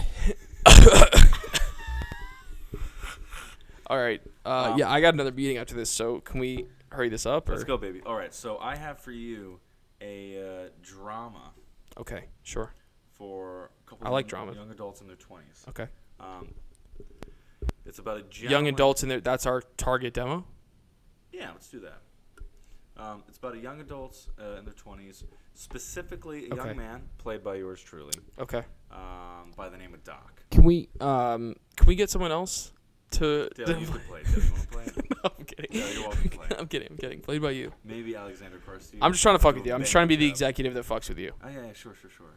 We can get Ryan Gosling, even though he's. I love Ryan Gosling. 25 years. We can get Ryan Gosling instead of you. Oh, I love Ryan Gosling. Miles Teller? I love Miles Teller. We'll do Miles Teller. Okay, that's great. Okay, this is off to a good start. Second option. So, Miles Teller, or Gabe Armentano, plays Doc, who has been involved in medicine basically since. Doc. Okay. Yeah, so his name is James, but everybody calls him Doc. Okay. And since high school, basically everybody kind of knew him as this is his thing he's into. He's going to pre-med, he's going to grad school. All along the way, he was in a relationship with this woman. And the relationship had ups and downs, but before the film even started, it's over. And we start with Doc completely wrapped up in grad school. Okay. Trying to get through, get his grades done, la-di-da. Meanwhile, it's become kind of clear to his family that he's too wrapped up in his work. And he needs to find a way to get out of it. So there's a lot of How old is he? He's in his late 20s, I'd say. So just got out of. He's in med school. He's in med school. I'm sorry. Yeah. I would say maybe he's in residency. Maybe a little earlier than that. My cousin's in residency at Stanford Med. Residency's kind of deep in, but I know that he's not in undergrad anymore. Not in pre-med. So Doc is really struggling with putting too much focus on work to get over the relationship. And meanwhile, his family's trying to figure out how to help him when he's so stuck up in his head. Yeah. And one day, this little girl just appears to him. Like a mirage or... Like a real-ass person. To him, he just meets her on the playground. Like, he goes around town, just kind of, you could say, kicking the can, daily walks, all that good shit. Yeah. And one day he sees a girl playing on the swing set, and for whatever reason, he's on the swing set next to her, and she starts chatting him up, and this little like connection is formed between them. And before he even gets a chance to keep talking with her, she kind of runs off to her parents. And so behind that relationship starts to form that the main crux of the film is trying to unravel Doc's past relationship with his girlfriend, why things came apart, and how he's trying to move forward from that relationship. Yeah. While trying to understand the relationship with this little girl and why she is having and why she's so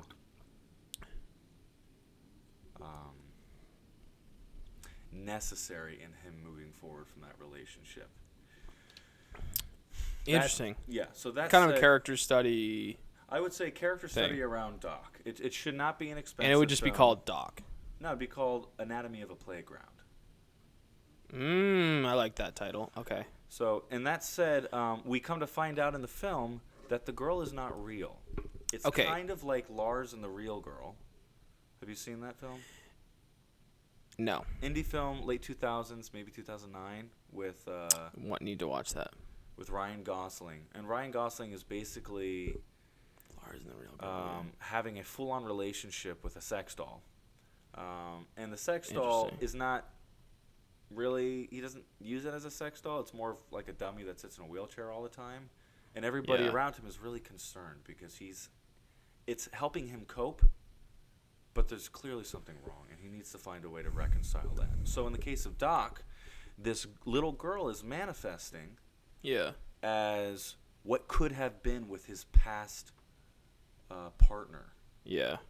In my mind, Doc is really struggling with moving forward from his past relationship because he was attached to the future of that past relationship. Yeah. Attached to getting married, attached to one day having a family, maybe even a little girl. And so at the climax of this film, in spite of becoming close friends with this little girl, that maybe everyone potentially at some point, kind of like A Beautiful Mind, realizes that he's talking to somebody who's not there. Yeah. Like the whole film could be done in a way that he's having relationships with his family while talking to her in the next room, and we don't realize she's not real.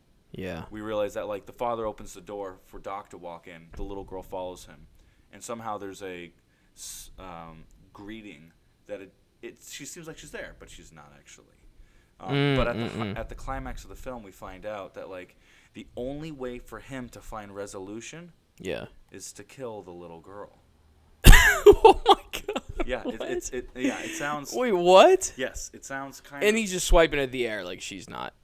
So in my mind, I was just imagining he like has like a butcher's knife or something. So I don't want it to turn into some like. It's not meant to be gruesome. It's not meant to be gruesome or anything like a horror slasher kind of vibe. It's more so kind of like a beautiful good night moment.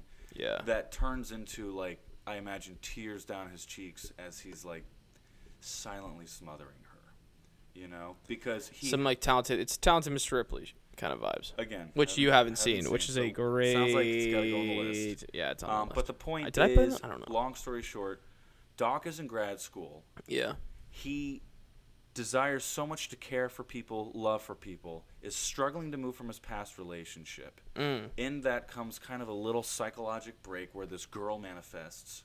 Yeah. And he has to essentially kill the manifestation of a lost future in order to move forward. And by killing that psychological manifestation, he's also breaking the Hippocratic Oath. So there's kind of a lot of layers happening there. So the idea, I'm imagining then, like, the girl ends up in his, like, in the doctor's office. Like, he attends to her as a patient in his mind or something. Honestly, I really only saw it as, like... Because the Hippocratic Oath is the Hippocratic Oath is you have to save someone, yeah? Not just that, but it's do no harm. That's my understanding. I actually didn't know. I just always thought it was about, if someone, if they need help, you help. If they're them. in your care, like, you just have to help. I mean, we can double check all that good stuff, but my understanding is do no harm.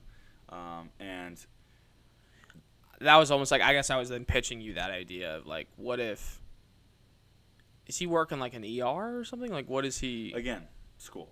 He's still in school. But a resident would be on the floor, on the ground floor, doing something. Yeah, these are all things that, like, I need to consider. Like, what part of residency is he in? Yeah. Because I have one friend of mine who I would have to really chat with her and do some interviews. But you could do residencies at different hospitals. Yeah. Different semesters would regard you to be in different wings. But, yeah, I mean, the thing that resonates with me on a personal level the most is the idea of a young man trying to move forward from a future that he's having a hard time letting go of. Yeah. And that tied in with, like, I just love A Beautiful Mind and Lars and the Real Girl. Yeah. And I think it would be powerful to form a relationship between a man in his mid-20s and a girl who's perceivably, like, 9.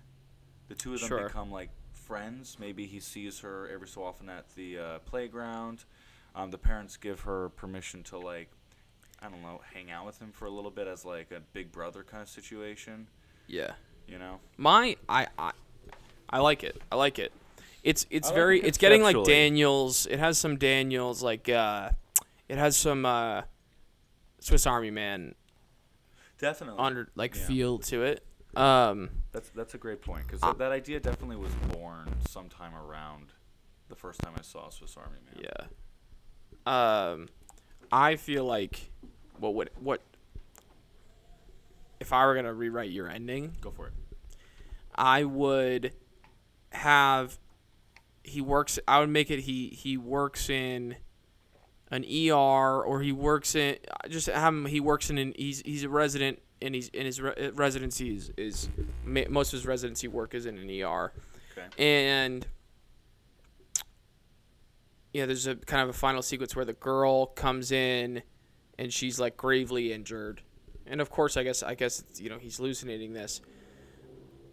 But instead of it being like he murders the little girl, like, even in his mind, like, that would be gruesome. It would be interesting, though, if he just lets her, like, die. And so it's more about him letting, like, that sort of completes the metaphor. Fascinating. That you're talking about, because it's more about him letting the idea of his future die, or rather than it killing it. What if you could do both? Sure. What if ER surgery she's put on life support, and so he ultimately has to pull the plug, you know? That could work as well. Thinking on that now, that might be a really tactful way to, like, you don't have a choice. Like, your past is not alive anymore, and whatever manifestation you had in your mind, it's clear that it doesn't exist in the same way that this little girl doesn't exist. Yeah. This might be ripping off too much from Lars and the Real Girl, but I did like the idea of having, like the old, I don't know if ism, saying, trope, whatever you want to put it as, but the two stories are a man goes on a journey, or a man comes to town. Yeah. I feel like both of those could happen in so much that Doc goes on a journey. Yeah. But I'm interested about a man comes to town. I'm curious. This is what I was getting at with ripping off from Lars and a Real Girl. Yeah. I'm curious if part of his growth is a young lady entering his life throughout the film. Yeah. And this girl is kind of doing investigative work, like trying to become his friend. Maybe she's also in residency. Yeah. Maybe she's trying to understand why he's so brilliant but so stuck in the past. Maybe she wants to get to know him more romantically. And part of them getting to know each other more allows him to move forward. Yeah. Which leads to the little girl's predicament. Yeah. And having to be taken off life support and allowing him to move forward with his life. Yeah. I guess that'll really speak to, like, well, what is the theme of the film? Is it you need another relationship to move forward? Or do you simply have to make the decision for yourself regardless of any other people in your life? You know? And those are some just bigger philosophical questions that you want to tackle. Perhaps, yeah. But I really like the idea of Anatomy of a Playground. I like the idea of some dream sequences. I like that title a lot. I thought it would be a wild scene. Yeah. Where he's trying to talk with the girl and introduce himself to the parents. And the parents kind of like grab her by the hand and shuffle her away. And he grabs them by the shoulder. And they're like unsafe and like push him off. They think that he's being not predatory, but something that he shouldn't be. And he eventually grabs and pulls him forward and hits his own face. Oh, interesting. And the mother is the past partner. Oh, okay. I like that. Yeah. Which, thinking on that now, I'm like, maybe if I did want to lean into my original idea for the end, maybe it is a quirky drama that becomes kind of a horror film. You know what I'm saying? Yeah. Like he's uncomfortable in the same way that, like... You know, it's another movie just occurred to me. Tell me a second. I was going to say, in the same way that it kind of devolves into like a freak show horror show at the end. Yeah. The literal manifestation of fear. Maybe that... I mean, it can all happen at the same time. I mean, maybe he... I mean, I'm just like... We're spinning here now, but like... Maybe he does do the smothering or some slasher bullshit and she's like not going away. Yeah. And then he eventually realizes that she's like mortally wounded. Has to bring her to the hospital. Has to try to save her. Yeah. Eventually she does end up on life support. But the idea, okay, so a lot of this, one thing, you know, part of this is grounded in like past relationship of mine, having to move forward from. But a lot of this is grounded in the idea, for those of you who relate to me, that moving forward from a relationship or from an idea of a future you are attached to can be a violent experience psychologically. Yeah. In the same way that working out can be violent, in the same way that studying your ass off something that you care about can be violent. Violent repurposed for a really intense, impassioned journey. Yeah. That's why I imagine the smothering, because the pulling of the cord I think is a beautiful thing in terms of like ultimately we do have to let go. You know, when you hold a bird in your hand, you have to let go of it in order to let it survive. Yeah. But that's the question. Does he want to let it go, or does he need to crush it and throw it away? Yeah. I don't know. The tone of this is hard to pin down, I would say. It's like you could even approach it like the movie I was going to mention was 500 Days of Summer. Oh, love where that. It's like it seems kind of concretely like it's one kind of movie, but then it's really about this guy being kind of like delusional. Yeah. And you don't realize like how delusional he is until the end, sort of. I would say you get a sense of it pretty quickly, but he's, you know, and the character is introduced as someone to be pitied. And then you realize, well, you know, why was he in love with this woman in the first place? It was just like he was in love with an idea of the woman. He wasn't in love with the woman. And this woman is really just, he's seeing her as an extension of his own fantasy or something. Yeah. And as a result, he's sort of this...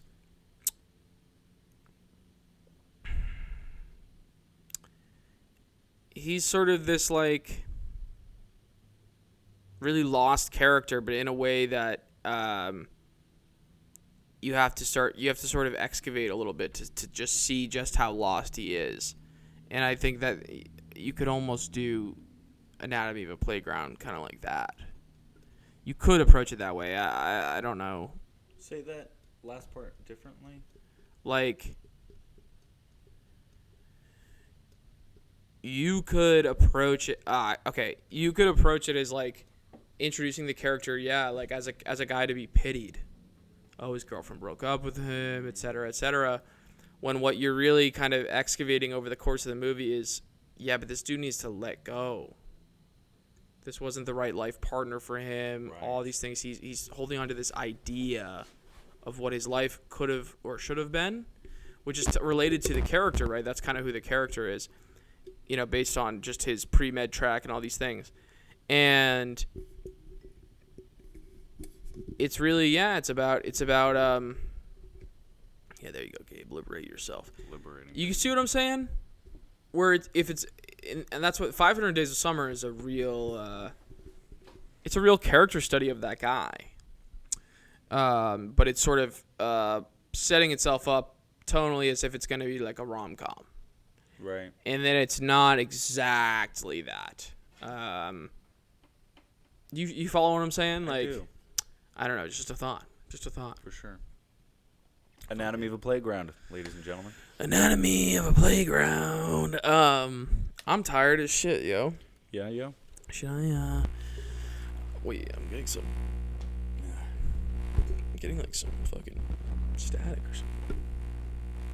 How's it charging? Do you think we could take the cord out again? Yeah, it is. It's really that... Jeez Louise. You son of a gun. We'll wrap up soon anyway. Looks like we only plugged in during my segment, didn't we? You succeeded in your No. That sound just came back like in full force just annoying. After you finished. Thank goodness.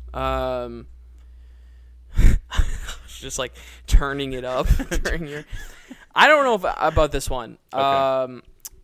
Whale Penis felt a little more fleshed out to me. Shout out to Whale Penis. Would love to do that movie. I'm pitching a lot of things from my notes that I haven't fleshed out overall. So I was looking at this one thing. Hold on. Where the fuck did it go? Fucking A, man. Where'd it go, man?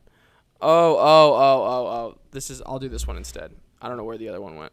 I want to do, there's a David Mamet play called Edmund. And I want to adapt that play.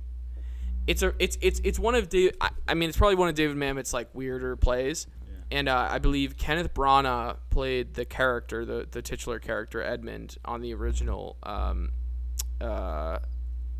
world premiere of the play, I think in London. And it's just the character is just this really fucked up, like middle-aged white guy, kind of. And he's just, like, he basically gets this, like, sort of, like, unsettling,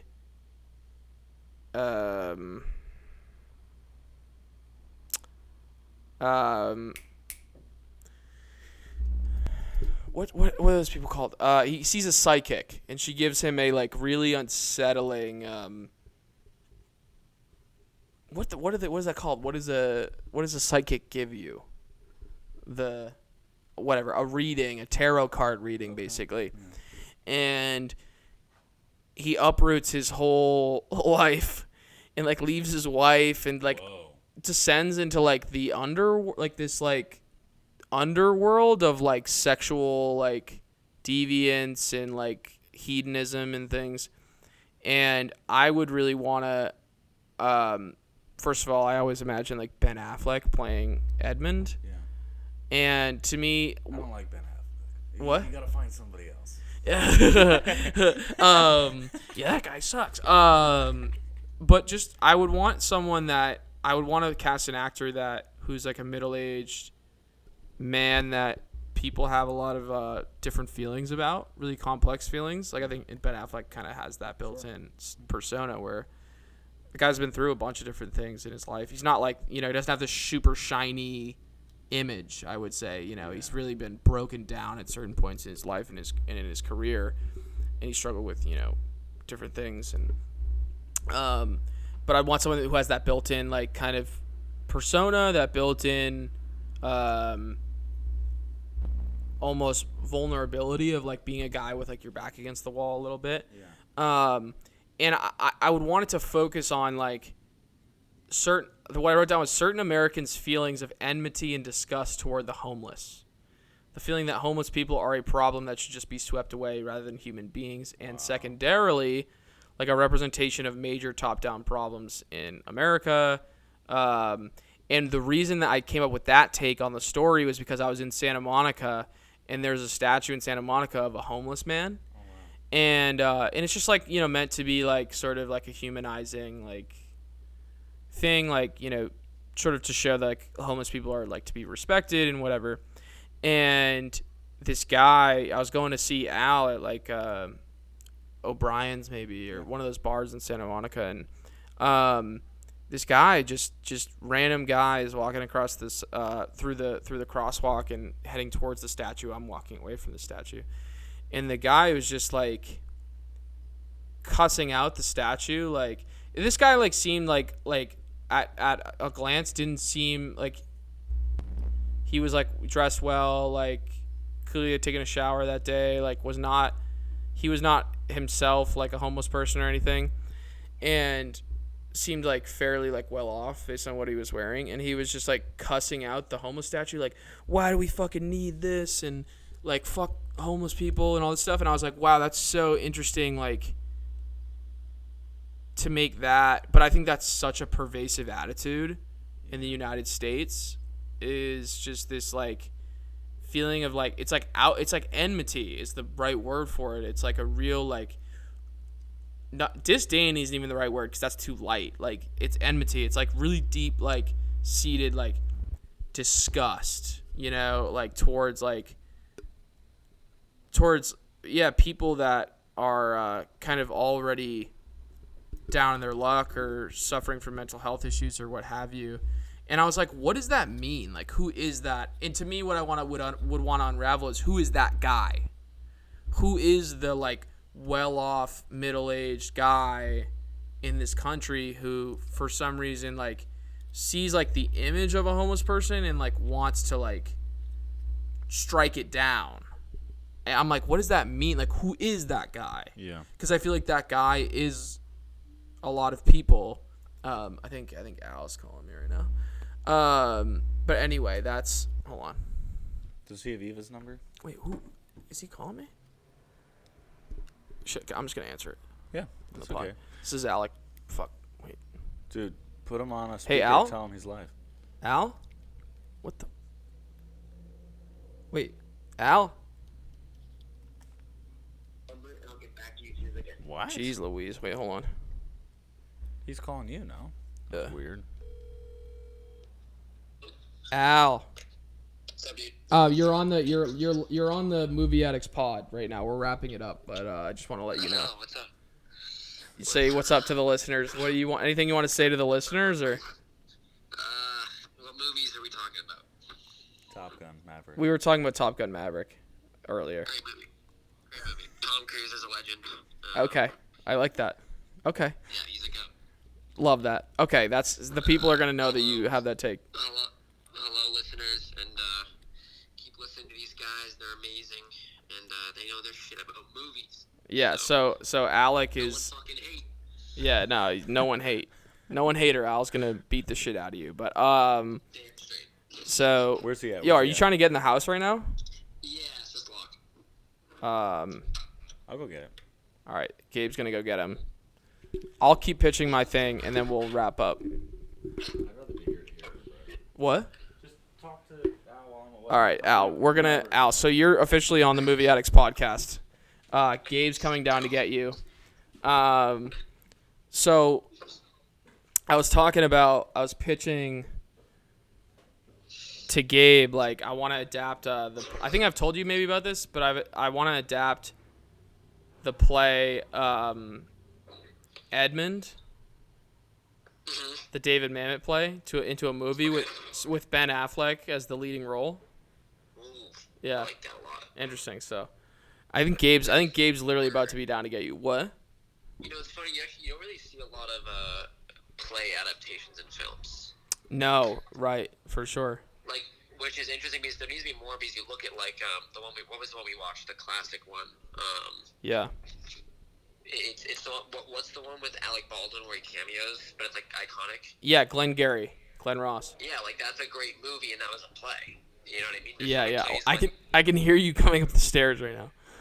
That's hilarious. All right. Do you? But yeah, I think that's key. Yeah. No, I More play more plays than movies. I'm inclined to agree with you, man. All right, well, are you gonna come up to the attic? Yeah, fuck, I'll come. I'll join for the end of the show. Get to see his face. All right, here we go, baby. Wait, where's Gabe? I think he's close. Do you wanna come on camera? What's up, Beast? Yeah, sit. What? This is crazy. The people are really seeing how we really live right now. Are you gonna get a chair for him? Are you all right with coming on camera? This is Alexander. Everyone, this is Alexander Carstoiu. He goes professionally by Alexander Carstoiu. He's otherwise known as Alec Carstoiu. Yeah. We call him Al. That's correct.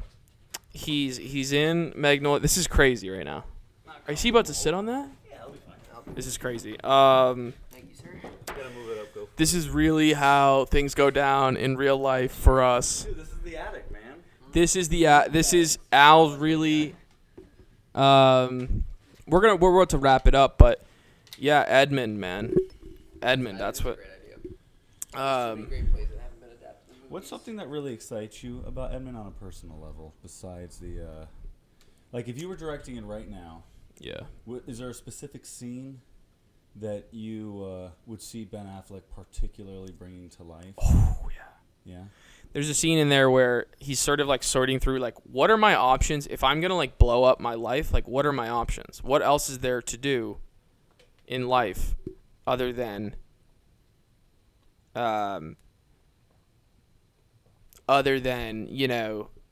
living your life? And it's basically like the only answer is self-destruction. And it's just this crazy scene where he's just like, yeah, I guess like I just have to self-destruct. Like there's no other. And it feels so, that scene on paper feels so like, what?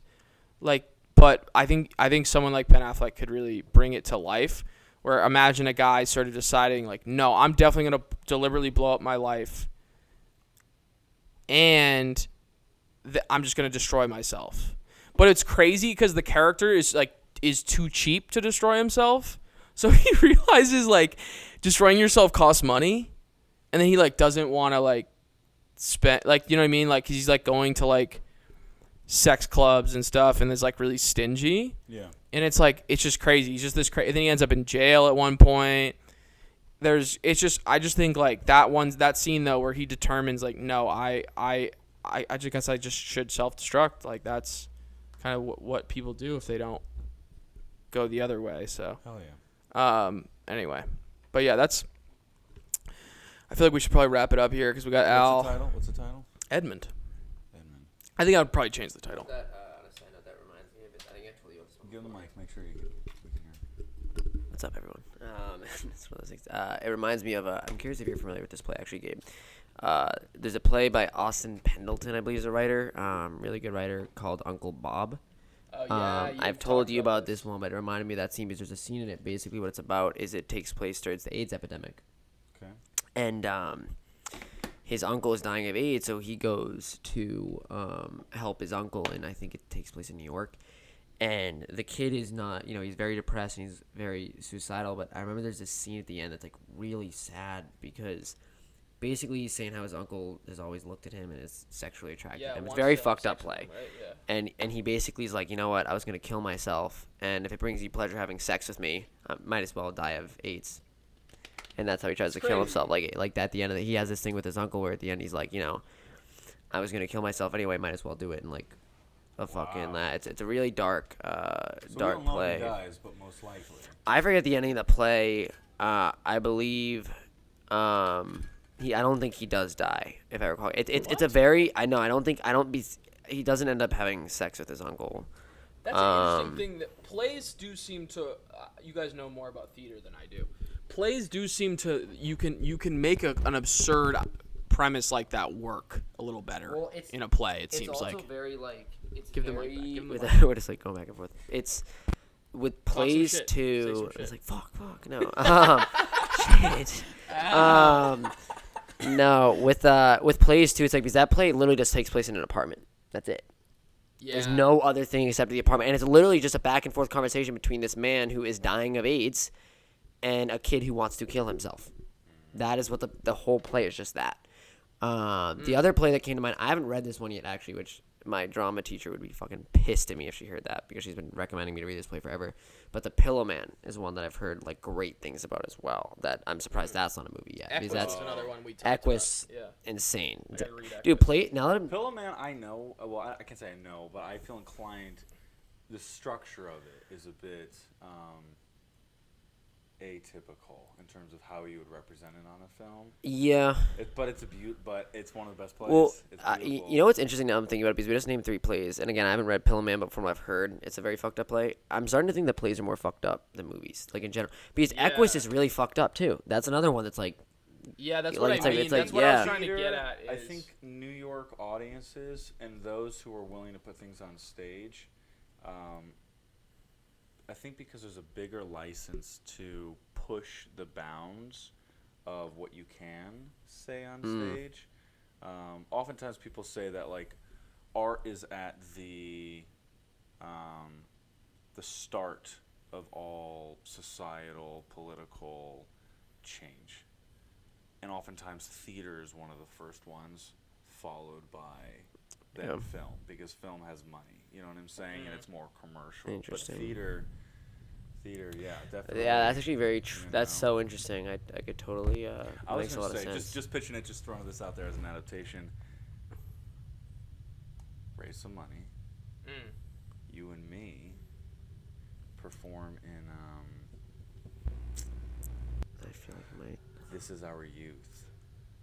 Wait, yeah, you told me about a film This Is Our version of Why This am I Is Our forgetting? Youth. I don't know if I've actually. And the name sounds very familiar. They revived it on Broadway in I think it was 2016 with Michael Cera and Kieran Culkin and another young Oh, lady. wow. Oh, Wow. interesting. And I would imagine you. Kieran, I love Kieran. I'm really curious how we would play, because I feel like energy-wise, you and I could actually swap on those roles. Okay. Kieran plays the like lots of money, cool friend who sells drugs, even though like he has a ton of money, and they're in a New York apartment, and his like dad owns it all. And then Michael Cera plays the best friend who's like just trying to fit in and be cool, but he's Michael Cera. And I think you and I could potentially play both of those. Yeah. Depending Very on cool. how it was directed. Colin's like, absolutely not. He's And like, then- it's yeah, I'm yeah. gonna have to pass. He's like, there's a clear role differential. Yeah, I'm gonna have to pass on this project. No, I'm kidding. Wouldn't that be so funny? The podcast is Gabe's just like, Gabe's pissed right now. Gabe's just like, I just want to have a Guys, I'm big suggestion. mad. Colin's just I'm like, big no, no. mad. Gabe's big. No, I like big that. mad. It reminds me of And we could put Emma as the other girl. Just saying. I like that. What's How many what? roles are What there? was How the many one Three. that? It's just the three of them and the What- whole thing. This is our youth. I remember you telling me about that. It sounded really What was the I gotta one? buy you a copy of the play, and you should. Yeah, you Because give I it- feel like give it a it's one of gander. those few movies that like, it's one of those few plays like, remember your thought. It's one of those plays like Glengarry Glen Ross, Alan, we were where just talking about Glenn Yeah. Maverick. for exactly where like you could imagine it working on film if it was shot well, in terms of unity of place and time, and like really bringing the urgency to the moments. You know, I like Glengarry Glen Ross. I think just works because all the actors. It's like a tour de force the whole time. Like they are machines. Whereas like some plays, I don't think would be as easily accessible on film because they're just so philosophical. Yeah. And they're so like having so much fun with the language play. But I think This Is Our Youth. I don't know, something to tap into there. Interesting. What were you gonna say? No, I was thinking. I was confusing with what was the play that I forget the name of the guy who did it. He's another great actor. The one that Chalamet was on I think it was off Broadway. Oh, that was John Patrick Shanley Thank you. did it. I don't know. I don't know what the play is called though. Fuck. Damn, John Patrick. But Shanley John does Patrick throw Shanley play, did too. Doubt, which is fire. Oh. He did Also Mrs. a play that Doubtfire. became- He also did Mrs. Doubt. gonna Wait, peek I at the want to whole thing. change my pitch, like for the big bitch pitch session. Like I was thinking, like I pitched John Patrick Shanley, like it's Doubt meets something Fire, like the Fire Festival documentary, Amazing. and then we Yeah, make that- it's Mrs. Doubtfire, Yes. and it's me in John Patrick bunch Shanley. of nuns going to the fire festival. Yeah, something. Yes. And there's we do like a CGI'd Philip Seymour Hoffman in it. Yes. Amy Adams will obviously be in it. Like For sure. I would direct, and me and John Patrick Shanley would co-write. We're getting some static here, but I just think I want to change that's my pitch. That's a good one. Mrs. Doubtfire, Doubt but dash fire. FYRE. Yo. And Ja Rule will be in it, obviously, because he was a key player in the Fire Festival and kind of won the whole thing. If there's such a thing, if you could win something of that nature, he won. Yeah. He got to steal the guy's company. He the company cameo that exists, where you can hire famous people to send your friend a video hey, happy birthday. That's Ja Rule's fucking company. And it was not necessarily, it was not, company? yeah. No, and the it's reason he not. got the company, dude, is because that guy was the guy, Billy something or other, the guy who's running the Fire Festival, was got clipped by the FBI, obviously, and they were just completely fucking him, freezing his assets and shit. So he couldn't do anything with this company idea he had. So Ja Rule just took the company and just made it his company, which I'm that's, if you can win such a situation, you won. You got this multi-million-dollar company out of running a fraudulent music festival. Anyway, have you seen the Fire Music Festival? I haven't, admittedly. I think the Who. I'm trying to think of the Netflix one is gas. Okay. There's two different ones. The Hulu one, I was ugh. But the Netflix one is fire, pun intended. Oh yeah.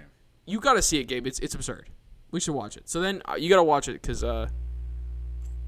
you'll probably be in the Mrs. Doubtfire movie that I'm doing. I support.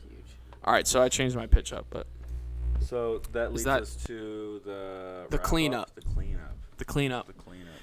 Al, thanks so much for making a little cameo appearance here, man. Yeah, man. Always excited for a cameo appearance. Yeah. No, Can you show the people? Can you show the audience one of your tattoos and explain what it means, please? Sure. Which one? Lighthouse? Yeah, I'll go with the OG. I only have two. So this is a lighthouse. I got this. Show it. Hold it up for the people. Yeah, hold I it got up it, for yeah. the people. Is that good? Yeah. Good. All right. Yeah, I got. Pushes in real quick. I know. Sorry. No. We're doing a digital zoom right now. Yeah, exactly. Yeah, get Gary on it or whoever it is. Yeah, I got this in 2020. And this one for me represents a few things. That's where I grew up. I grew up by the Situate Lighthouse. And it's a sign of hope for me. It's kind of how I see through my own struggles with depression. I see the kind of the light. Originally, actually, the original idea for the tattoo, but the artist was it would be too complicated. It was supposed to be a storm going on and the light shining through the storm. Cool. But he was just that's too complicated and it won't look good. And I was like, yeah, that's fine. That's very fair. So I got this and I'm very happy with it. And it reminds me of hope. Fire. So yeah, that is my thank you. I appreciate the I love that. appreciate you guys having me on. Yeah. Glad Al got to pop on. Always. That's all, Gabe, for this. Do we have movies that we want to do for next week for sure, or do you want to think before we commit to No. anything? Here's what I feel do like like we the should idea open of it the up a little offering bit to the thing, though. people. Oh. If anyone wants to comment on our videos, Yes. comment movies that you want us to watch and then talk about. Also, let us know if you have any additional thoughts on the films we pitch, some cool ideas, or if you think they're just total cock-ups, the ideas we pitched as well. You could also give us your opinions on. You can give us, Yeah. Comment whether you think our ideas are cock-ups or lock-ups. yeah, for sure. That's how Al doesn't know the format, but Yeah. we do like that. we talk about whether the movie of the week is a cock-up or a lock-up. And both Top What's Gun and happening Maverick. downstairs right now? We're not too worried about it right now. We're I'm a little concerned. It sounds we're in Los loud Angeles and frightening. I But can't tell if there's a war, a storm, or a man who just dropped his ice cream on the sidewalk. yeah, it could be. right Trust me, now. it could be either one. Where we live, it could be either one. Yeah. It could be remember that one time where remember that one time where that guy just ran into a bunch of cars on the side of the road and drove away? Oh yeah. And we were like, what is it? What the fuck? We straight up heard just. Oh, and Yumi and Eva went outside and we're like, what the fuck? And the guy like completely just drove away, fucked up this lady's car, like. Yeah. So it could be that happening outside, like, or yeah, it could be like people having opened a up. barbecue. Like it could be like one of two things. Right. It's you never know out here where we live, undisclosed location. Yeah, man. What did we do at the end? We do a handshake. We do a 5. What did we do? I don't think we do anything, we right? did something. There really is something happening outside. Yo, We should probably go check it out. Everybody, All right, so there's no way. I don't think people will be able to hear it. You know what's weird? I feel like it's scarier listening to it in an attic. Is that just me? It's a little creepy. Yeah, no, we might be locking ourselves in here after the episode and sleeping in here because it's not sounding great outside. But All right, boys and girls. that's Movie Addicts. We got another episode for you next week. That's Movie Addicts. Thank you, everyone, and good night. good night. And to all a good night. Nice, guys. Um, That was the second pod. Great, man. Hold on, I'm just gonna pause. We were kind of low energy at the top, and then I think we just kind of took off when we got excited about it.